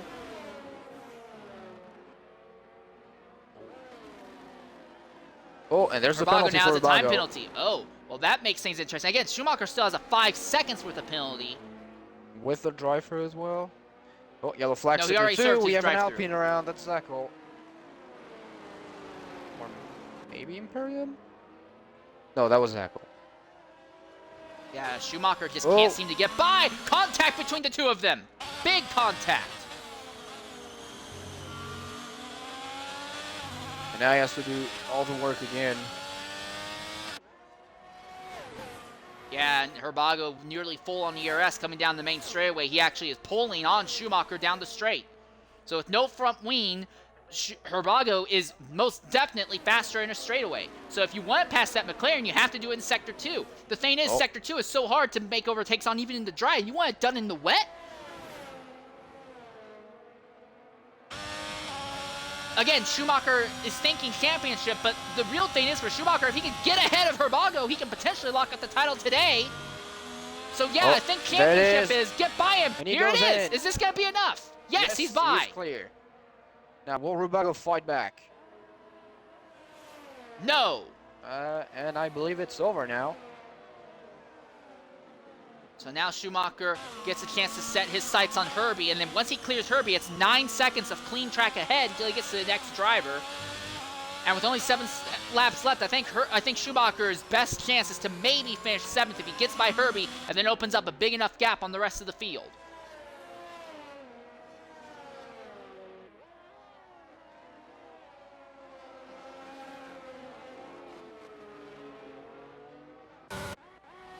For second, Zola is right behind Collie Boy. Both of those drivers have time penalties, but Collie has 6 while Zola only has 3. Oh, Sector 3, someone's around. Imperium. That's Imperium. Completely destroyed the front wing of the car, and that is And a full safety course car yellow. is out. And this is going to randomize things significantly again. Because now the field gathers up. Do you go ahead and make a stop to serve your 5-second time penalty if you're anyone who has a 5-second time penalty and put on new intermediates? And what about Herbago? Does Herbago finally go ahead and prepare that front wing?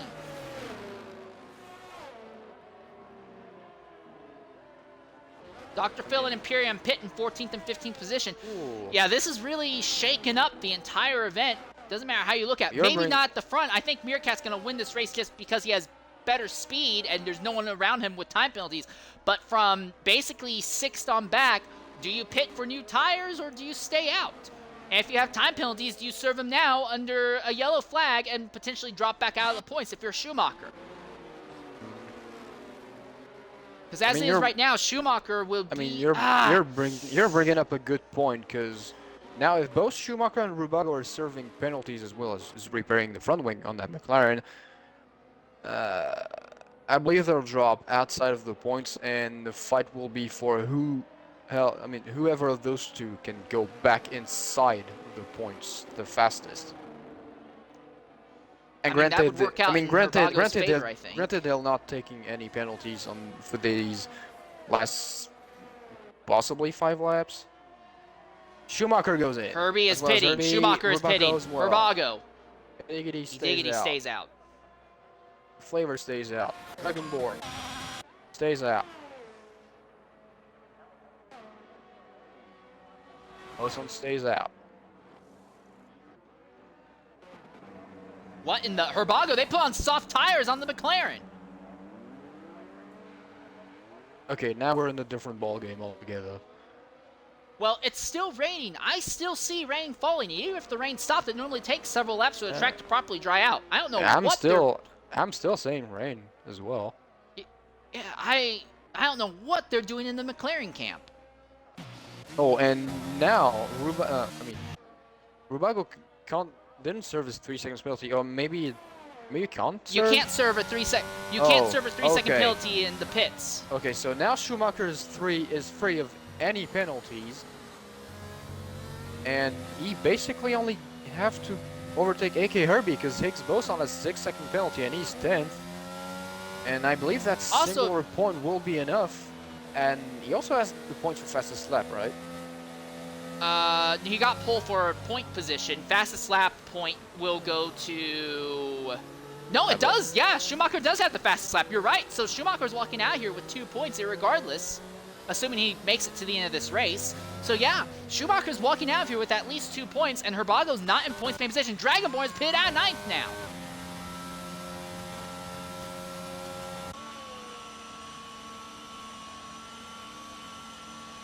And with Dragonborn making a stop, that will move Herbie into the points, and that will move Schumacher into 11th. And also, we're potentially looking at a podium when they Mentek put Meerkat softs will on. win. Oh. They put softs on again. Also, I it's believe not raining anymore. It stopped raining. The track is still wet, but it stopped raining. Ooh, now will that be big enough of a window for the intermediate tires? Is my big question. Because the track will start to dry at some point, but 3 laps at the end of this. Not to mention, here's the other thing though. Safety car's gonna stay in. We're probably gonna restart with 3 laps to go. Will the track will have dry enough for slick tires to work? Is my big question now.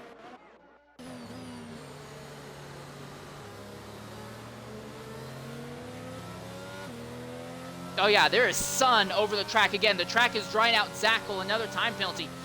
Yeah, I don't know. Do you want to consider jumping in to pit again for softs maybe? The track's going to be completely slick, but do you do it? Do we see anyone else on the grid coming in and pitting again? As of right now, I wouldn't take the gamble, but I believe someone in front does. Yes, I think I saw someone dive in the pits. No, sorry, that was Herbago just me. spun out. So the track's not dry yet. Herbago just spun out trying to catch up to the field on those soft tires. So the track's not dry enough yet to warrant the softs, apparently. But I don't know how much longer that's going to be the case. Dragonborn might be in the catbird seat if the track dries out enough. It's just, I don't know, 3 laps to go. No DRS. Or if we get DRS, it's only going to be for 1 run down the back straightaway and then the run to the start-finish line on the final lap. I don't know. This is going to get messy. I'd stay on my intermediates now, because I don't think the track will dry fast enough on these last 3 laps, to be honest. I mean, yeah, sure, also, your intermediates Dragonborn will be dead at the end of lap 36, but... Here's something to consider. Dragonborn is still struggling with the softs, so he has not been able to catch up to the rest of the field. So everyone from 12th to 16th have not caught the back of the grid. And anything, Herbago is about half a lap down right now. So those drivers may be faster, but they have these massive double-digit time gaps to the rest of the field. I don't think they can catch even if the track is perfectly dry. Safety car I think it's going to be 11 drivers. Yeah, this is going to get weird. All right, Meerkat likely to win this race if he doesn't make any mistakes. But if he does, it will be Boy, Zola, and Snake bringing the fight to him. How does Meerkat bring the field to the green flag, and how does everyone respond? Dragonborn on soft tires is 14 seconds out and not going to be close enough to fight. So it will be 11 cars fighting for the top 10 points paying positions in a 3-lap shootout. As we go green, Meerkat puts the power down, puts down the ERS, and easily gaps Boy right off the bat. Herbie, Higgs, Boston fighting. Schumacher is in 11th. He dives to the inside. He's already made one position up. There's contact as Flavor and both Ferraris have been involved next. Both Ferraris have been involved next. It's going into turn 1. And E Diggity is around as well.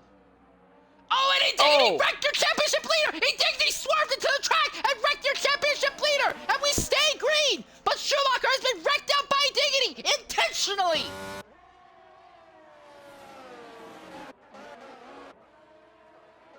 I can't believe what I just saw! E Diggity has wrecked Schumacher intentionally. It's the second time this season he's done that! He did it once at Hungary, and Schumacher was able to survive that, but not this time. Herbago is not in a position to earn any points, though, so the championship gap will stay the same more than likely. Dragonborn has already just about caught Zackle. No, he's not. He's lost Zackle, and now Imperium is by him. The track is not good enough for softs. At the front, Meerkat has opened up a gap. The Manufacturers' Championship is going to swing massively in McLaren's favor, and the Drivers' Championship is basically put on hold. Herbie gets by Flavor now. Flavor just has not had any speed today, and Flavor has also gotten another time penalty. Zola gets by Collie-Boy for second. Collie-Boy fighting back in the S's. Here comes Snake on both of them. Snake is faster than both. And overall, He's on the inside. Snake has no time penalties for now. But he can't get by Collie-Boy. And mind you, everyone in the top 6 are on very worn out intermediate tires. Herbie in 7th is on relatively fresh intermediates.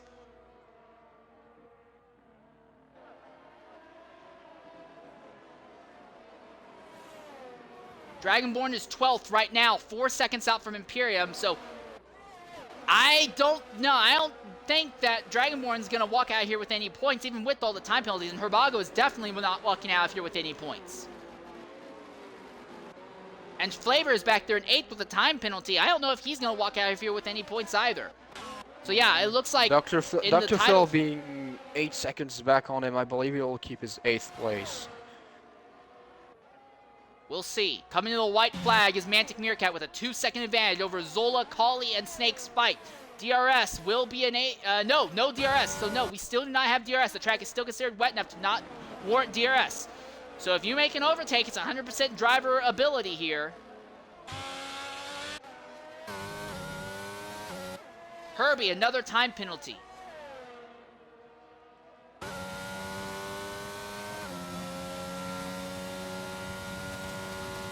I believe we'll be able to see Snake and Dave as well on the podium.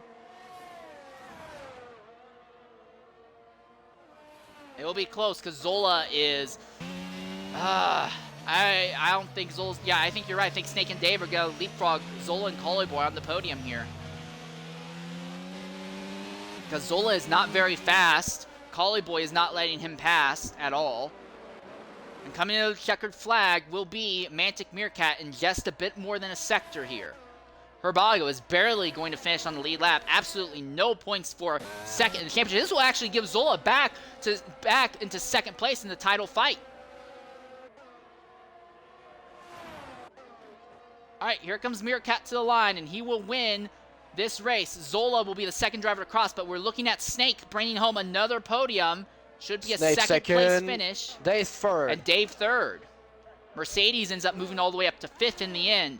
And in the end, it will be Flavor who comes home in 8th. So Flavor brings home a few points for the Ferrari effort after being completely off pace all day long. Oh, Dr. Phil brings his Red Bull home in 9th. And Dragonborn is going to finish in... Oh, this is going to be rough. Dragonborn is not even going to be in the points-paying position at all, by the looks of it. Oh, he's got a great run down the straight, but... One last overtake to make it count. But your winner is Mantic Meerkat.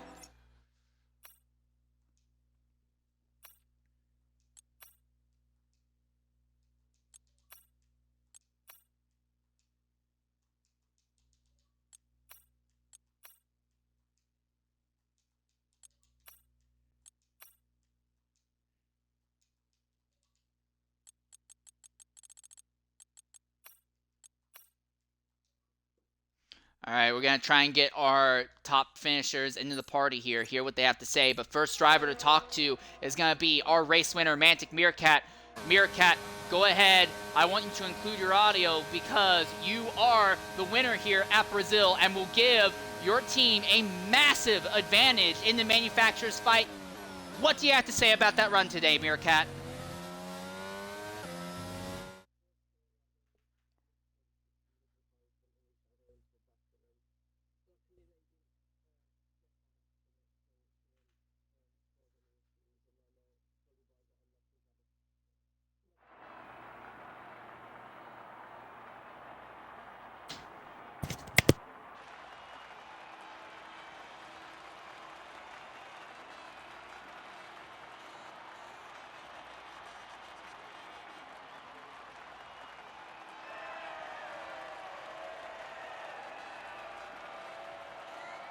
Yeah, your victory here is a 25-point swing, while only one Ferrari finished in the points, and they're only going to take home, we think, 4 points today. Maybe 6, actually, if we've...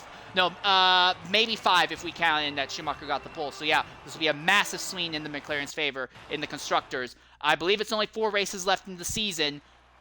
What's your plans? What are you looking at going forward? What's the idea going forward for you, mate?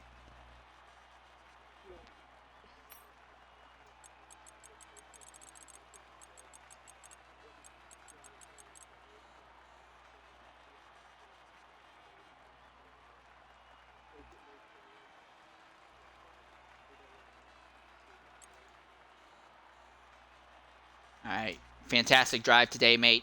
We'll look forward to seeing maybe more from you. Absolutely fantastic run. I honestly am impressed with how you did this. All right, I want to go ahead and talk with our third place finisher, XRL Dave. Dave, 5th driver to cross the line, but 3rd overall when time penalties taken into account. So another great run by the Alfa Romeo team. What do you have to say about your day today? Yeah, but a bad start with my issue in qualifying, but just tried to keep it clean there. I think in the dry I had the pace to stay with Cooley and Zola and Mantic, but with no TC in the rain, I just started to fall behind. So that safety car really saved me at the end, and just tried to stay away from the curbs, avoid any penalties, and thankfully stayed close enough to Zola to jump him in the end. All right, so 4 races left in the season, I believe. So with that in mind, you've been performing strong. Do you think the Alfa Romeo team can maybe sneak a win before the season's up? I think probably Cooley's got the best chance of taking a win for Alfa Romeo. He's been pretty quick, just needs to keep it on track. So just good to see both of us today, really up there challenging. Hopefully we can finish the season strong. All right, great drive out there, mate. Shame it didn't turn out even better for you guys, but you brought a home podium. You should be proud. Yeah. All right, thanks, man. one more driver I want to talk to is going to be XRO Zola. Zola, you come home 4th overall when time penalties are applied, but you will take second back in the Drivers' Championship. So it seems like it's a fight between you and Herbago for second in points. What do you have to say about your race, and what do you have to say about the run to the end of the season? It was interesting because I enjoyed that. You know, I lost because of the podium, but I didn't crap about that. I just enjoyed fighting Cully and Dave because that's the first time all season that Dave or Cully hasn't binned it fighting me. So I actually enjoyed that, and I enjoyed my overtake on Cully as well. So I'll take that, and I'll clip that to make it into a short on YouTube just to make it nice, just to make it happy. But yeah, but I also get the fastest lap because Schumacher crashed out. I have the fast lap, so thank you, Schumacher. Unlucky, but Herbago is probably looking at a big penalty because he changed his wing. He ran like 10 laps with no front wing, so he may be in trouble. Well, the thing with Herbago though is that he already didn't get any points, but the other thing is without the front wing on track, well, Herbago did not lose. I don't think Herbago lost any speed without a front wing. You have to realize that McLaren's been running 0-0. He was a lap slower than us. A lap. Well, what I was seeing is that no one was able to get by him for the most part. But the rules are stated clear. If you have no front wing, you must box. So, because the class of dangerous driving. So we'll have to see what the stewards say. Because it was the big thing though is that he took home no. Well, the big thing though is that he took no points from today anyway, so I don't know how much of an impact a penalty is going to end up being. Yeah, regardless. but it All right. could be classed as dangerous driving, reckless driving. It could be more than just penalty points.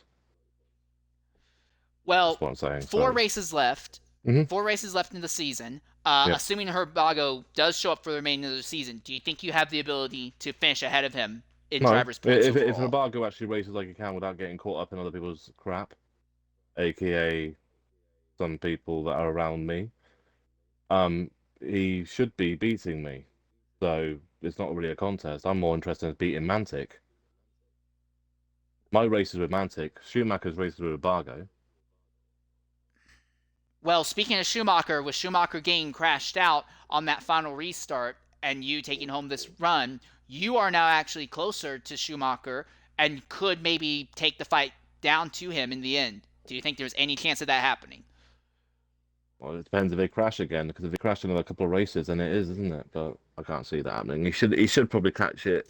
He won't. I don't think he'll get that title. Actually, will he? No, he can't win it next week. Even if he gets a fast lap, I think he can only tie. So you'll probably have to real try quick, and win it different at question. China. What races are left? We only have 4 races left, right? Yeah, we have. Yeah, we got Abu Dhabi next week. Then I Mhm. think it's Portimao, then China, then Miami. Miami. Yeah. So I think he's going to So win it 4 races probably left. at Portimao. Well, so here's the thing. 108 points with 4 races left. That's the maximum number of points you can get. So 3 races left. So leaving next week, leaving Yas Marina, Mhm. it is a swing of 81 points is the most points that you could get. So if Schumacher leaves next week with an 81 points advantage, he will have the championship. He needs to leave next week with 81 points in the advantage. That's the only way he can win the title. I'll tell you now, if Schumacher loses this championship, it's going to be a bigger upset than Leicester win the Premier League. All right? There's absolutely no way in a million years Schumacher is losing that championship. He's literally got every single finger on that title apart from his little pinky. All right. So that Well, championship is either way. over. Let's fight for second place between me All right. and Mantic Herbago. All right. Well, either way, this has been an interesting fight to the end. I Oh, do want to say great thanks for jumping in and talking. Yeah, thanks for jumping in and talking with us. And will we see you running in the X2 race in about an hour? I'm in the Aston Martin. I'm in Sebastian Vettel's car. All right. Then we'll be looking forward to seeing you on track again there. Anyways, Okay. with that in mind, I've been your host of today's race in St. Lear 13. I was joined by PZ Frenchman for a very wild and chaotic race here at Brazil. So you can check us out in about an hour as we cover the X2 race with another interesting pair of title fights going on there. Until then, have a good day and goodbye. Damn.